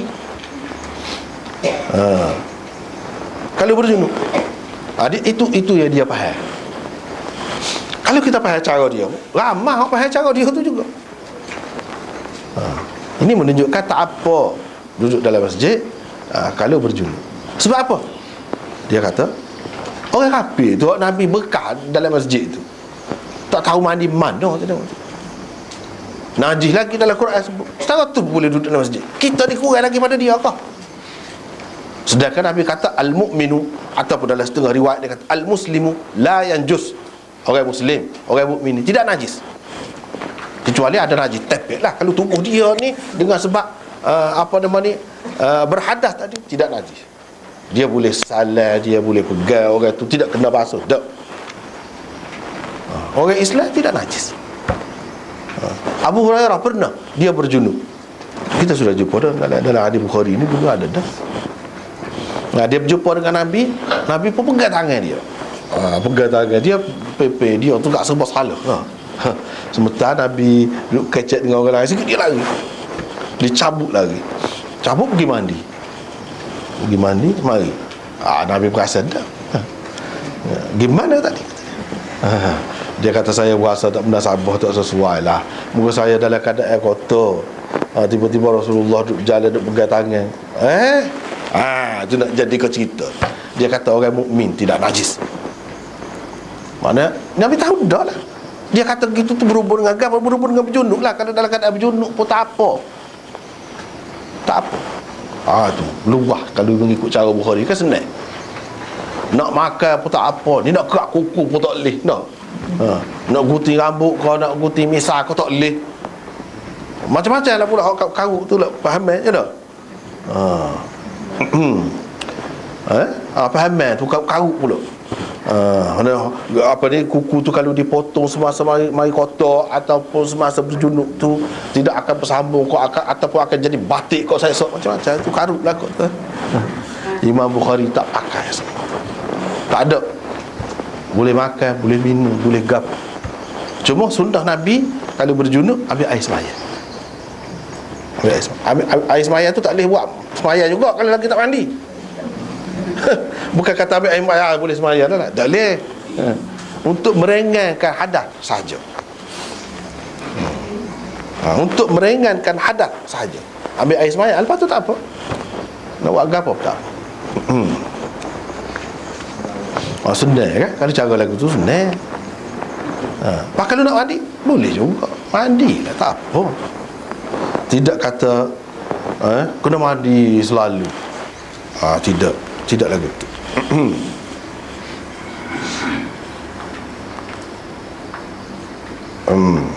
Namun begitu para ulama tidak sekata juga dalam masalah ini.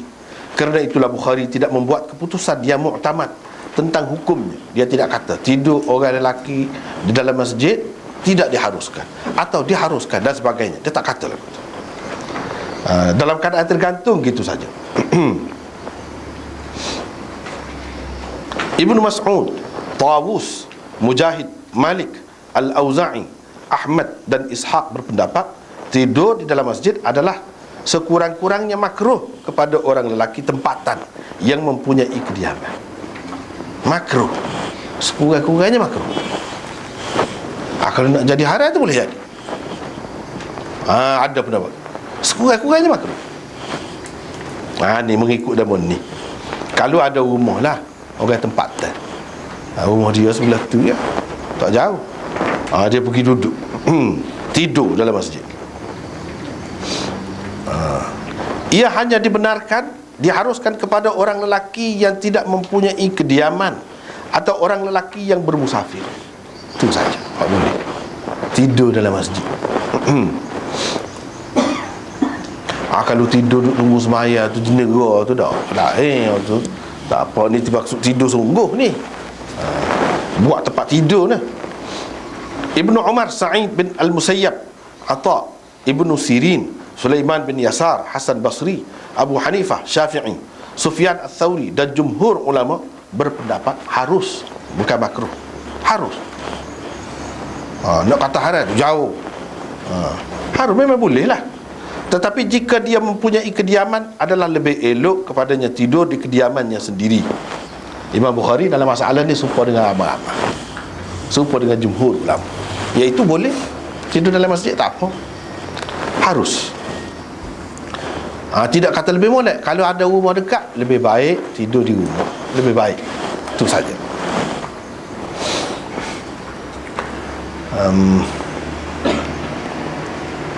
Ibnu Abbas pula diriwayatkan berpendapat tidak mengapa, yang harus tidur di dalam masjid jika maksudnya ialah menunggu sembahyang. Jadi nak tunggu pagi esok subuh, kita dengan maksud nak tunggu sembahyang lah. Kena ada niat tu baru boleh. Tetapi beliau tidak membenarkan masjid dijadikan sebagai tempat tidur yang tetap buat selama-lama. Kalau nak tidur kan balik masjid. Masjid itulah tempat dia. Dia tak boleh. Kalau Ibnu Abbas lagi tu. Selain daripada mengisyaratkan kepada perbezaan pendapat ulama berhubung dengan masalah ini dan menyatakan pandangan beliau sendiri tentangnya, Imam Bukhari juga mahu mengingatkan para pembaca sahihnya kepada hadis-hadis yang dengan terang melarang orang-orang lelaki daripada tidur di dalam masjid. Hadis-hadis seperti itu sebenarnya tidak ada satu pun yang sahih. Jadi boleh jadi dia kira orang kata tak boleh tu siapa kau mereka haram, dia terpengaruh dengan hadis-hadis ni.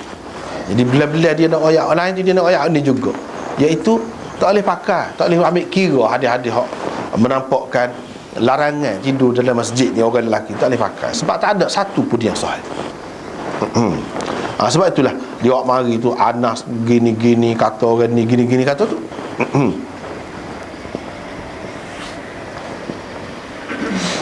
Tidak ada satu pun yang sahih. Kalau tidak maudhu', paling tinggi ia dhaif. Paling tinggi pun dhaif. Wah tu gak maudhu' lah banyak kan. Kalau cerita larangan-larangan tidur dalam masjid ni, orang lelaki ni, orang lelaki. Orang perempuan habis dah cerita ni.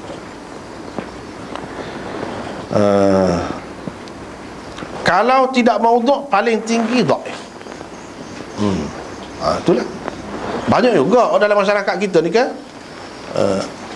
Kalau tidak maudhu' paling tinggi ia dhaif. Tapi duduk buat kemah benar. Macam talqin tu kan. Kalau tidak maudhu' paling tinggi ia dhaif. Tu ya kedudukannya. Nak kata sunnah jauh. Bukan sunnah lagu tu. Misalnya itu antara contoh. Dan awak guana bila ajar juga talqin juga mayat juga malaikat mari. Bukan hakim mari. Bukan sebarangan orang demo ni dia ajar ni lari. Bergerak tangan lari. Malaikat. Jadi nampak bodoh sangat malaikat. Nampak macam orang biasa. Hadis kau lagu tu. Situ nampak dah karut dia. Bagus lagu tu senang. Ajar berlaku, lepas berlaku jahat setara mana, teruk setara mana, tak boleh buat apa malaikat. Takut dah muka kena ajar. Banyak tak boleh pergi. Tapi orang kita tak boleh, tak sah kalau tak buat tu kan. Tak sah. Setengah-setengah tu buat seminggu pergi talqin dah. Talqin hak sunnah, hak Nabi ajar. Talqin tu maksud sebelum mati. Ajar orang nak mati tunggu ucap. Hak tu talqin, hak sebenar, hak tu sunnah. Sebelum nak mati ajar la ilaha illallah, suruh dia mengucap. Hak tu memang sunnah. Selepas mati tak ada. Ada hadis orang kata. Ada hadis pun memang hak lain-lain banyak hadis ni. Paling tinggi dhaif. Bukan sahih paling tinggi dia. Dak. Pas dhaif tak boleh pakai. Pakai lu kena hak maudhu' tu. Baik tak pakai. Maka dia kira dari segi logik pun, ajar tu apa faedahnya? Yang memberi faedah kepada seseorang ni amalan dia. Pakai dia mati dalam laut nak ajar mana? Di Palestin tu kena bedek, kena gapo tu dah. Masa mana nak talqin tak ada dah. Banyak. Tetapi dia sudah jadi adat, jadi tradisi. Tak boleh, tak sah kalau tak buat lagu tu. Lepas tu dia mesti kena ada pinggan tu pula, buku pula pinggan tu kan? Mesti kena lagu tu. Jadi hak baca tu pun letak depan dia pinggan. Macam-macam lah ni lah, tak habis-habis benda lagu ni. Padahalnya benda, kalau kita mengaji maudhu' kebanyakannya paling tinggi, kalau ada paling tinggi, hak paling sedap tu orang tak pegang tak boleh pegang, tak boleh pakai. Hak dhaif ni kalau tidak dhaif benar, kalau dhaif boleh pakai sendiri. Tak boleh pandai pelik orang kalau tak buat. Kita tu hak peliknya kalau nak suruh orang buat kan.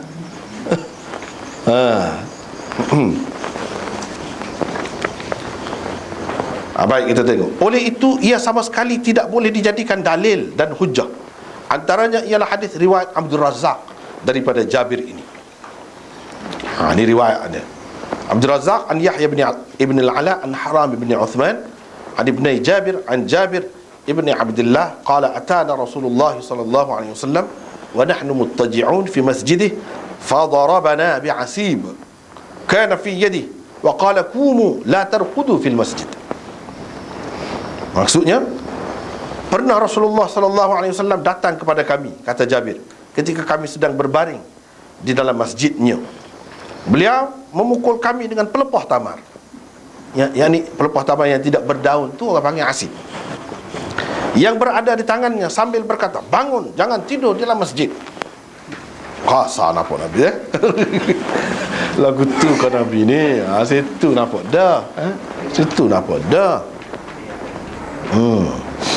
Hadis ini tidak sahih, malah ia mungkar dan maudhu'. Ia mungkar kerana bercanggah dengan hadis-hadis sahih seperti yang dikemukakan oleh Bukhari sendiri di bawah bab ini. Dan ia maudhu' kerana di dalam isnadnya ada Yahya bin Al-Ala dan Haram bin Uthman. Yahya bin Al-Ala adalah seorang perawi yang tertuduh berdusta dan mereka hadis. Kalau ada seorang lagu ni kata mereka hadis tak boleh, dia hukum maudhu' sekali. Karut. Rekod hadis berani ni orang ni. Walaupun Hafs bin Maisarah menjadi mutabi' kepadanya dalam meriwayatkan hadis ini daripada Haram, tetapi dengan lafaz yang sedikit berbeza daripada riwayat Yahya bin Al-Ala dan dengan tambahan yang jelas menunjukkan kekarutannya. Berikut ialah riwayat Hafs bin Maisarah yang dikatakan mutabi' kepada hak ni daripada Haram itu. Dia katakan dia, baca terjemah selalulah. Pernah Rasulullah sallallahu alaihi wasallam datang kepada kami ketika kami sedang berbaring, yakni tidur di dalam masjidnya. Beliau memukul kami dengan pelepah tamar sambil berkata, kamu tidur di dalam masjid? Tidak boleh tidur di dalamnya. Kata Jabir, kami bergegas hendak pergi. Ali juga bergegas hendak pergi. Tiba-tiba baginda sallallahu alaihi wasallam berkata, kemari wahai Ali. Sesungguhnya masjid ini halal kepadamu seperti ia halal untukku. Demi Tuhan yang nyawaku berada di tangannya, sesungguhnya engkau akan benar-benar menjaga kolamku di hari kiamat nanti. Itu dengan tambahan lagu. Tak boleh. Itulah sebabnya Imam Zahabi di dalam Mizanul I'tidal dan Hafiz bin Hajar dalam Lisanul Mizan mengatakan hadis yang diriwayatkan oleh Hafs bin Maisarah daripada Haram bin Uthman ini mungkar jiddan. Sangat mungkar. Mungkar. Ni maksud dia dalam istilah hadis ni bercanggah sangat dengan hadis-hadis yang sahih. Haram bin Uthman pula adalah seorang perawi dhaif. Imam Malik dan Yahya berkata, dia tidak boleh dipercayai. Imam Ahmad berkata, para ulama meninggalkan, yakni tidak mahu menerima hadisnya. Ibnu Hibban berkata, haram seseorang yang melampau dalam fahaman Syiahnya. Itu buktinya. Dia selalu menterbalikkan sanad-sanad hadis dan memarfukkan hadis yang mursal. Imam Syafi'i dan Yahya bin Ma'in bahkan mengatakan haram meriwayatkan hadis daripada haram. Nama dia haram. Haram meriwayatkan hadis daripada haram. Dia riwayat dia cerita lagi. Waduh pula Nabi kasar gitu berbahaya orang. Sebab tu kena beringat, kalau hadis-hadis hak jenis nampak kasar gini kan, antaranya yang masyhur yang kita pun selalu sebut juga, tapi telah sebut dah juga sebelum pada ni pun, iaitu ada sahabat bui, hak ni harta dia, hak ni bui kepada Nabi untuk Islam. Ada seorang sahabat tu dia mari dia bui istiqamah. Nabi pun ambil mah pekor, nasib baik tak kena. Tak kena. Jadi kasar nampak tu kan. Apa kalau tak boleh dia royak lah. Sepuluh saat dia kata nak bagi jariah lah, kata dia semua muka dia tak ada anak, nak pakai anak tinuk seorang, anak tinuk seorang. Lagu mana? Nabi kata tak boleh. Dia kata kalau setengah banyak lagi tak boleh. Kalau Satu per tiga tu pun banyak lagi. Tapi boleh lah kalau 1/3. Dia kata dia royak.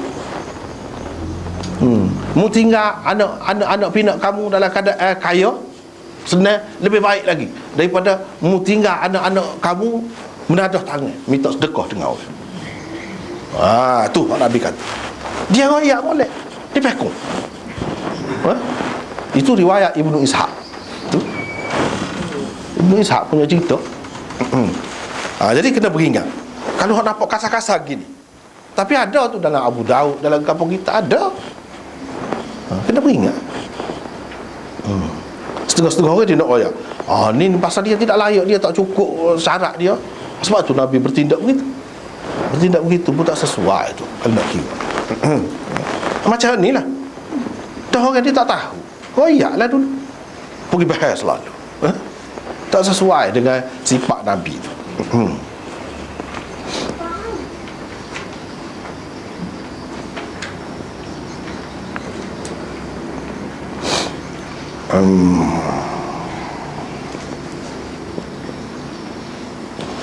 Itulah.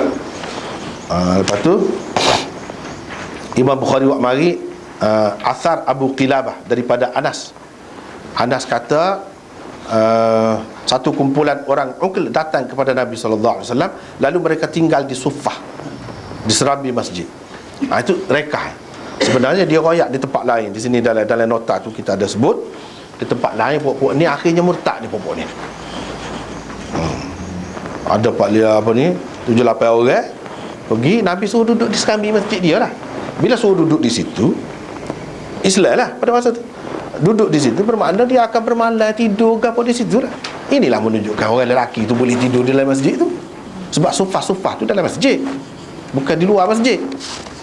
Kalau kata serambi pun masjid lagi. Jadi demon ni cuma sini dia rekah lah cerita. Tempat lain dia puak-puak ni lepas pada tu bucik perut, jadi busung, penyakit busung. Puak-puak dia berkata nampak gayanya cuaca Madinah ni tak berapa sesuai dengan kita. Nabi pun suruhlah puak-puak dia ni pergi ke kawasan tempat unta-unta zakat, unta-unta sedekah, kawasan tu. Pergilah Nabi kata minum susu dia dengan air kecil dia. Pergilah puak-puak tu. Pergi minum susu, minum air kecil segar. Bila segar dia jadi lagu lain. Nyai unta tu buat lari dan murtad. Wal'iyadzubillah, murtad. Buat lari, dia bunuh pula penggembala yang jaga unta tu. Ada seorang tu boleh kelik siapa, terlepas. Royak ke Nabi pun suruh hamba kejar dah. Dah tu Nabi hukum dia. Nabi hukum. Hukumnya lagu mana? Colek mata, bubur besi panah dalam mata. Sebab apa? Sebab dia buat gitu kepada gembala tu, dia buat gitu. Jadi hukumnya tu buat serupa dengan hak dia buat kepada orang tu. Dan dibunuh. Ni pokok ni. Imam Bukhari naknya tidak nak hak tu di lain. Hak dia naknya demon ni tidur di serambi masjid tu dulu. Nabi letak situ. Demon ni lelaki belaka. Takkanlah beberapa malam duduk situ tak tidur. Tak ada tidur lain dah, tidur di serambi masjid. Ini merupakan dalil orang lelaki boleh tidur di masjid. Jadi hak ni dia sebut waqala Abu Qilabah. Sebenarnya sanad dia ada, Imam Bukhari sendiri ada sebut di tempat lain. Lepas tu dia ambil pula Abdurrahman bin Abu Bakar tu, dia cerita ahli-ahli Suffah ni adalah orang-orang miskin. Orang-orang miskin. Ambil pula tu. Hak tu pun dalam Bukhari di tempat lain dia sebut dengan panjang lebar. Hak ni dia ambil sikit lah, dan dia tidak buat mari sanad dia. Sebab dia sebut, ini orang panggil secara ta'liq di dalam tajuk.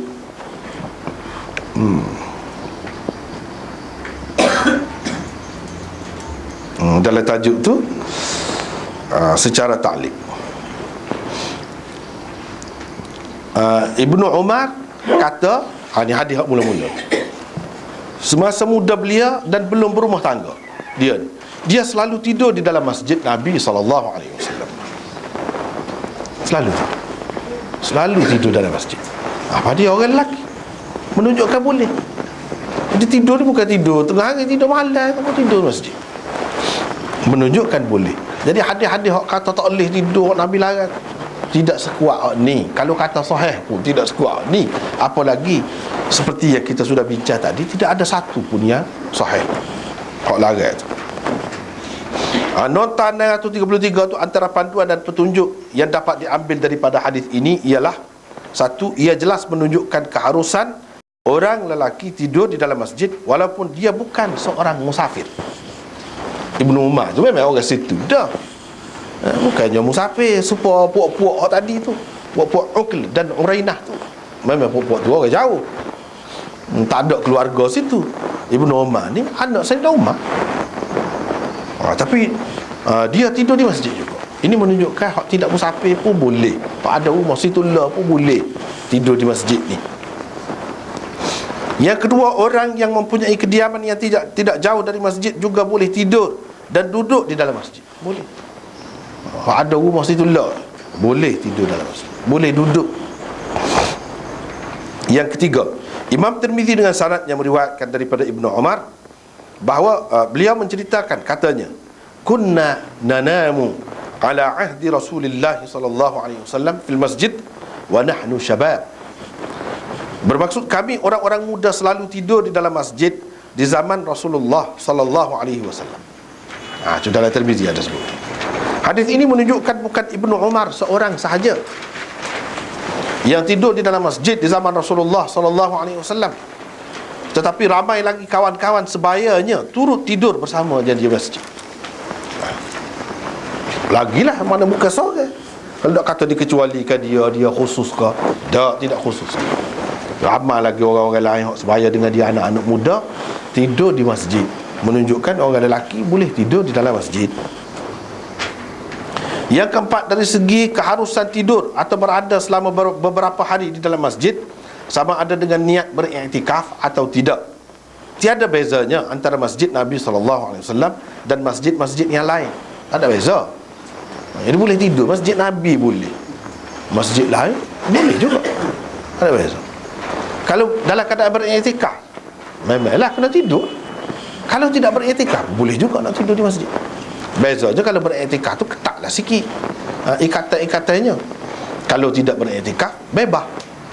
Bila-bila masa nak keluar, nak pergi mana apa kerja, boleh.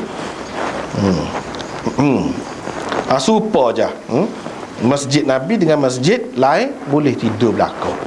Nak beriktikaf kau, tidak beriktikaf kau, tak apa belakang.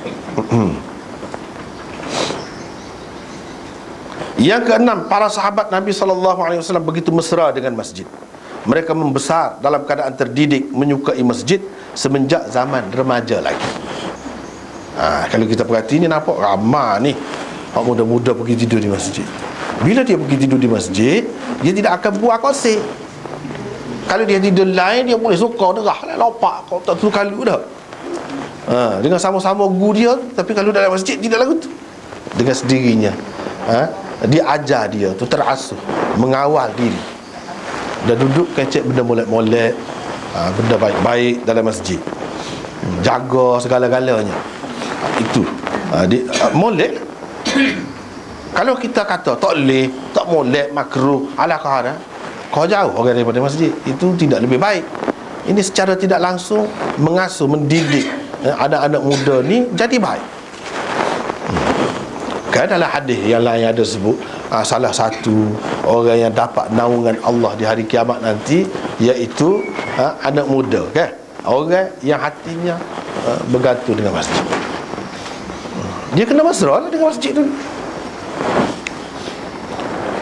Dia berasa ada faedah duduk masjid. Kalau duduk saja pun tidak semayang pun, kita kata iktikaf, boleh pahala dah. Boleh pahala dah. Kalau semayang tu lagilah. Lepas tu dengan duduk di masjid, mudah nak dapat apa dia, jemaah ke apa, tak tinggal ke apa, mudah. Buat duduk di masjid. Sepatutnya boleh dibiarkanlah. Kalau ada anak ni nak pergi mana, nak pergi duduk masjid, tidur di masjid, jumpa dengan sayang-sayang masjid, bagus, biarnya pergi. Kalau balasah lain, balasah lain. Dia tidak adalah hukum-hukum yang khusus, yang ketat seperti masjid tu. Tapi kalau di masjid memang terlatih seseorang tu mengawal diri dia. Dia tidak akan kecek kosih, tidak akan buat benda-benda yang bukan-bukan. Di masjid. Tapi di masjid kita ni masalah juga sekarang ni kan, dia tutup koci, kena duduk luar tu sejuk benar, budak-budak dah. Tetapi kan dia kata kalau tidak kat yola juga kan. Nah, kalau tidak kocinya curi habis teruknya masyarakat ni, zaman ni teruk. Lapu tu nak lapu, kita kata waktu nak apa dia nak pasal rumah dia nak. Lapu comel-comel lagu tu. Lapu perhiasan. Curi tak cara dia jual. Dia tak sipakan. Dah kena penyakit tu berat selalu kena penyakit tu sah habis, tak ada rega. Dia kebah belakang mana-mana. Malu juga kita kadang-kadang kan. Selipar ni tak boleh bawa molek pergi masjid. Sudah pakai hak paling huduh sekali. Kalau hak molek habis tak ada. Jadi hak pergi masjid tu dengan niat lagu tu dah hati dia. Pada boleh apa hasilnya? Nak dapat cahaya lagu mana? Pergi masjid tu lagu tu dah pasal niat tu. Kalau Tuhan tidak buka hati buat ni, berat juga ni. Kalau nak kira biasa-biasa, dia buat kesalahan besar tu. Kalau di lain pun salah dah, di masjid pula.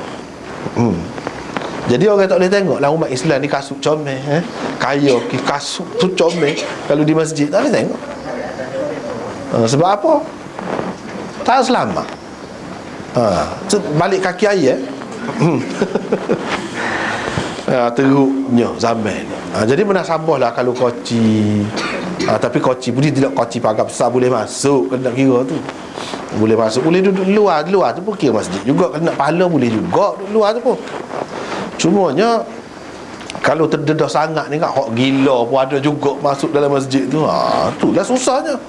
Jadi tak selamat pula. Jadi kena fikir jugalah waktu lagu mana cara. Lagu mana cara.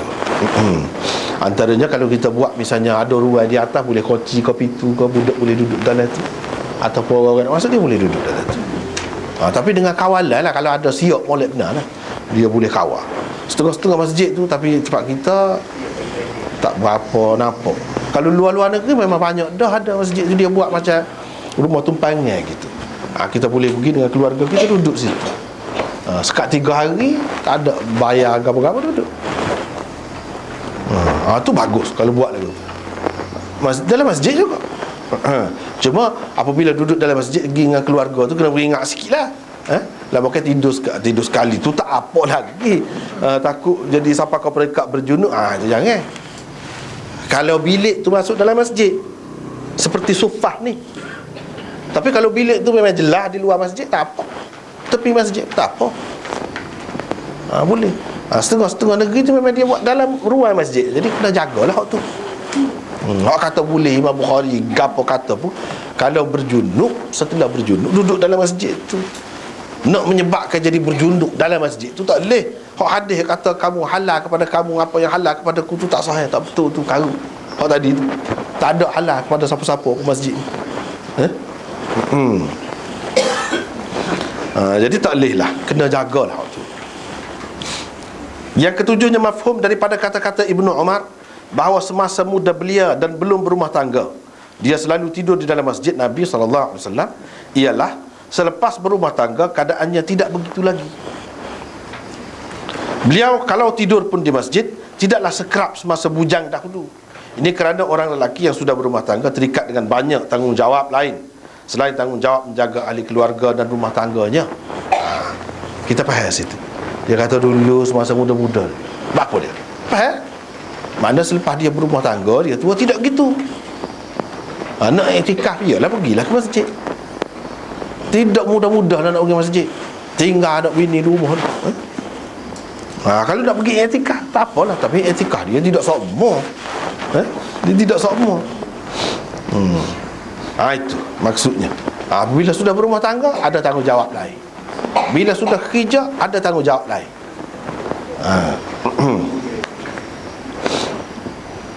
Yang ke-8, hadis-hadis yang sahih dan tinggi kedudukannya seperti yang tersebut di dalam Sahih Bukhari ini tidak melarang orang-orang lelaki tidur dan duduk di dalam masjid seberapa lama mereka mahu, selagi mereka menjaga adab-adabnya. Itulah.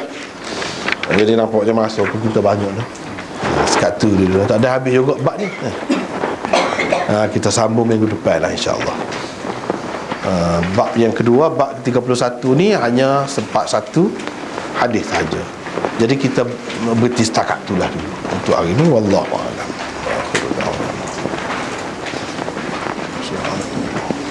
Alhamdulillah. Jika tadi huraian kita masuk pengetahuan baru bagi setengah ahli tentang syair tadi yang merupakan walau sebelum saya buka untuk soalan-soalan daripada umat ini, kita ada beberapa pengumuman. Yang pertama, wakaf untuk Jalur itu masih ada. Siapa yang ingin berwakaf RM50 lebih kat sini. Yang kedua, dulu kita ada bincang untuk pembangunan Jalur, iaitu kita mungkin dalam beberapa waktu yang dekat kita akan tubuh satu usaha untuk mencari tabung untuk perpustakaan. Sebab kita tahu di India, Pakistan, malah di beberapa negara Arab ini banyak bahan-bahan buku rujukan, terutama di India, Pakistan. Jadi walaupun setengah-setengahnya mungkin mereka telah masuk dalam website, boleh download dan sebagainya, tapi untuk pakaian Al-Quran dan Al-Kausar ni, kalau kita ada perpustakaan yang penuh dengan bahan-bahan mutabak ini, ia amat penting dan juga amat bermanfaat kepada pelajar. Mungkin setengah daripada kitab-kitab tu tak ada di perpustakaan di institusi Malaysia kita ni, atau perpustakaan awam macam saya tak tahu perpustakaan Al-Zahra tu duduk lalu je, anak-anak ada masuk, kita sendiri tak pergilah membuat pendidikan perpustakaan itu. Jadi kalau kita boleh dapat antara 60 hingga 100 ribu ni, boleh hantar wakil yang baik dalam bahasa dan sebagainya untuk mencari kitab-kitab ini dan juga membawa pulang. Kalau nak download kan memang banyak kerja kan, atau mungkin teknologi di sana sejauh mana mereka telah download semuanya dan sebagainya. Ini macam satu projek lah dalam, bukan khayalan, dalam perancangan bagi pihak Darul Fawzan. Saya membuat rumah ini untuk ahli-ahli mungkin boleh bercadang lah bagaimana sumbangannya nanti mungkin ada jawatan kuasa untuk membantu dan sebagainya ini amat penting dan buat masa ini memanglah Darul Fawzan baru mula dalam 2 tahun 2 tahun lebih di situ tempat baru jadi graduatnya pun belum ada lagi sebenarnya masa itu amat diperlukan. Satu lagi kenapa kita perlukan pembinaan bangunan Jalur satu dengan segera, sebab kita rugi pelajar. Sebab pelajar dia kalau dah tempat di Pucelung tu, kalau hari-hari semua biasa pergi jauh sikit lah ke sebelah atas ke wakaf di wakaf cik untuk semua tapi bila asrama tak cukup, pelajar tak ada kemudahan ini, jadi mereka keluar pergi belajar di tempat lain. Jadi Darul Fawzan akan rugi kehilangan pelajar. Sebab kita perlulah wakaf ni pun untuk kita dapat contohnya kalau kita menyediakan asrama untuk pelajar muslimat dan muslimin okey, sekarang saya buka satu lagi tentang anak yatim tu. Memang terbuka lagi kan anak yatim ni dulu kita ada sebut kan, projek anak yatim ni yang bawah 15 tahun. Kalau ada masih di Kementerian di tempat kawasan lama. Kalau ada anak jiran ke siapa ke yang bawah pada 15, boleh hantar ke situ. Macam kita bawa diri dia dan pakai sikit dan lain-lain semua disediakan. Ini satu amalan yang baik ni kalau di sekolah Mahat perempuan lelaki selalu bila PIBG tu ada mesti dia sebut siapa nak bantu anak yatim di Bumi Besar tu daripada tahun pertama atau daripada tahun awal dia sampai ke habis. Bayangkan kalau kita ambil 1-2 dan mereka ni besok-besoknya jadi seorang ilmuwan yang mengamalkan Islam juga mengamalkan ilmu yang pelajari, berapa banyak saham kita berisi ya. Ini apa yang Beliau buat untuk yatim tu berupa dalam kedudukan yang sedemikian juga. Jadi bolehlah tolong iklankan dan carilah anak-anak yatim daripada pepeliharaan. Saya tahu banyak anak-anak yatim ni, sama ada bapa dia meninggal kebanyakannya atau ibu meninggal, tapi kebanyakan bapa yang meninggal ni dia jadi haru biru, anak orang berjuang Islam dan sebagainya, tapi bila bapa dah tak ada, bantuan sokongan kurang, dia belajar masuk rumah orang, buat kerja-kerja tak elok. Ini yang berlaku. Bukan kata di kalangan orang-orang yang jahil tentang agama, anak-anak orang yang kuat agama ni pun dia tak dapat nak uruskan keadaan anak dia. Mungkinlah dia terima ilmu agama tu untuk diri dia saja, dia tak sebab kepada keluarga. Ini mungkin ini memang ya. Dan soalan daripada Muslimat, ada soalan.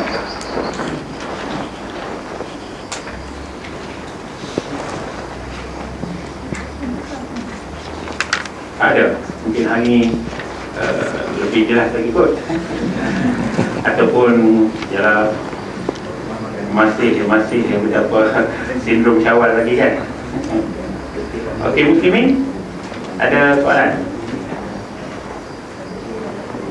Ya, dalam khutbah terakhir Nabi tu, last kali ada Nabi sebut semoga mereka yang terakhir, orang yang terakhir lebih memahami kata-kataku daripada mereka yang mendengar terus dariku. Adakah dia bermakna ulama yang akhir zaman ni dia lebih faham hadis atau lebih cepat istihad dia, ataupun macam mana kita nak faham hadis? Jadi yang dia sebut tu isyarat akan ada di kalangan umat dia yang lebih memahami maksud hadis itu dengan lebih luas dalam bentuk ijtihad. Itulah maksudnya. Setengah-setengah sahabat tu dia sahabat yang biasa, dia hanya menyampaikan hadis. Itulah dia kata liyuballighi syahid al-ghaib. Hak mana ada ni biar sampaikan kepada hak tak ada. Boleh jadi hak tak ada tu dia lebih faham. Lebih faham tu memang kita tengok di kalangan sahabat, antaranya yang menyebarkan itu dia biasa je, dia bukan sampai ke peringkat mujtahid, tetapi hadis dia tu proses orang Allah macam-macam, jadi tubik macam-macam ilmu pula. Itu memang jelas Nabi SAW sebut tu. Lepas tu satu lagi contoh dia kan, dia kata perbandingan ilmu wahyu yang Allah SWT bagi kepada dia ni seperti hujan. Yang nak terima tu ada bumi, tu kan. Itu pun mengisyaratkan kepada ni juga. Ada yang tidak menerima apa-apa, meresak saja air, hilang begitu saja. Ada yang menakung air saja, ada yang menakung air dan menumbuhkan tumbuh-tumbuhan. Itu isyarat kepada hak tu. Yang menakung air saja tu ada faedah dah kepada orang. Hak inilah yang dikatakan perawi hadis. Dia tidak faham maksud dia tidak kaji, tidak apa. Dia peringkat awal tu perlu sangat orang lagu ni, tapi dia ingat hadis tu. Orang kemudian tu dia Allah dia buat.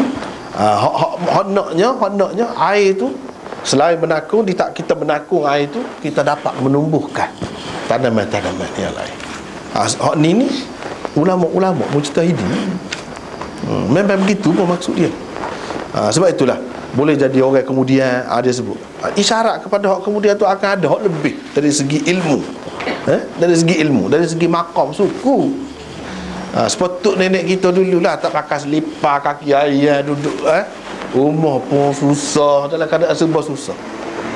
Nak maknanya kita lebih dari segi kemewahan ni, tapi dari segi kedudukan dia tutup tu kita kena hormat semacam lebih semacam. Dari segi tu hak ni pun begitulah juga lebih kurang. Tadi ada pertanyaan daripada ini bertanya berhubung dengan pakar kepiyah, pakai sokok kau ada kelebihan pada ketika semaya di masjid. Ada ke lagu? Ada orang kata lebih baik pakai pia daripada pakai sokok. Oh, tak ada tu semua tu tak ada. Kepia kau serban kau gapo kau ada hadis kata lebih kalau pakai dalam semaya, tapi tidak ada satu pun yang sahih. Semuanya boleh katakan semuanya maudhu. Tak boleh pakai. Jadi tak ada kelebihan lah. Kita tengok kan dulu kita sudah jumpa ada Jabir tu pakai salah kain saja. Di mana tuduh pada apa tak ada. Jadi tidak menentukan. Tidak menentukan. Ada kelebihan ke apa, kepiah kau serbai kau sokok kau gapo kau, ataupun antaranya lebih hot ni daripada hot ni kan, tak ada semua tu. Tak ada. Cuma dia asalnya di kalangan orang Arab dia pakai tudung kepala tu sebagai penyempurna pakaian dia. Tak lengkap. Seperti mana kalau orang ni pakai tak pakai kasut, tak sempurna. Ni pakai atas kepala ni bagi dia dalam tradisi dia. Bukan nak ikat orang Islam dengan hak tu, tidak. Orang Islam di mana-mana tak terikat dengan hak tu pun tak apa. Tidak kata jadi lebih kerana tu tak ada hadis, tak ada. Jadi kerana pegang lagu-lagu saat ni lah ada setengah-setengah tempat tu kan, kalau orang tak pakai pia dia ambil pia bubuh atas kepala tu tak. Itu tak kena, tu tak perlu mengganggu orang. Ustaz, kalau kita tengok kita lepas di negeri kita ni kan, pesi pakai lagi itu pun nak kita lepas itu pakai lagi itu mengikut tradisi sajalah. Uruf orang panggil uruf. Uruf ni dia boleh berubah supaya makanan lah. Orang ni makan gol ni, lepas tu nak makan gol lain pula, tak apa itu uruf. Dan benda tu tidak jadi kata siapa satu hukum mesti ke apa. Dan kita tidak menilai dari segi ilmu dia ke apa dengan sebab tidak, itu tak boleh, tak kena lah. Dan dia boleh berubah macam uruf di Mesir dulu pun gitu juga. Lepas tu dia bertukar orang dia lagu lain. Benda tu bukan suatu ketetapan. Jadi setengah-setengah pihak kata siapa fasik orang lelaki lah. Kalau tak tudung kepala tu, tu tak kena, tu tak ada dalil. Langsung tak ada dalil. Perempuan Palestin tu pakai selakon bulat labuh dengan tiga sisi dia waktu jahit. Lebih molek, lebih menutup, lebih molek kepada perempuan tu. Dan kalau tak pakai tudung terdedah, memang fasik. Fasik tu. Kalau perempuan kata tadi lelaki tidak fasik tu. Tapi kalau perempuan memang fasik. Jadi dia kena pakai tudung. Soal tudung kecil, tudung besar tu cerita kemudian dah. Memang kalau hak besar lebih molek, lebih menutup, lebih baik, ya. Itu betul kalau perempuan. Kalau lelaki tidak. Tak boleh kita kata orang pakai gini lebih daripada hak ni. Tak ada lah. Kita tengok orang seperti dia pakai tudung tapi baju dia baju adik dia tak sempurna lah tu. Tak sempurna. tak masa fasik lagi. Kalau menutup tak apa, tapi kalau menampakkan susuk tubuh tak molek jugalah. Tu ke mana-mana. Tak boleh lah tu. Kena jagalah tu. Kalau fasik tu berat lah fasik tu. Tidak masuk fasik lagi lah. Kena tak berani nak kata lah tu. Tak berani nak kata, tapi berat juga, salah juga tu. Kalau lagu tu salah. Salah. Dia tidak, hak tak boleh ni yang kena jaga ni bukan dari segi kulit, warna kulit saja. Susuk tubuh pun tak boleh nampak. Bentuk tubuh tak boleh nampak. Kalau pakai seluar ketat kan nampak. Nampak. Jadi tak boleh lah kalau lagu tu. Kena jaga. Hak molek kita buat tu lebih baik untuk kita. Tutup muka kita sudah bicara.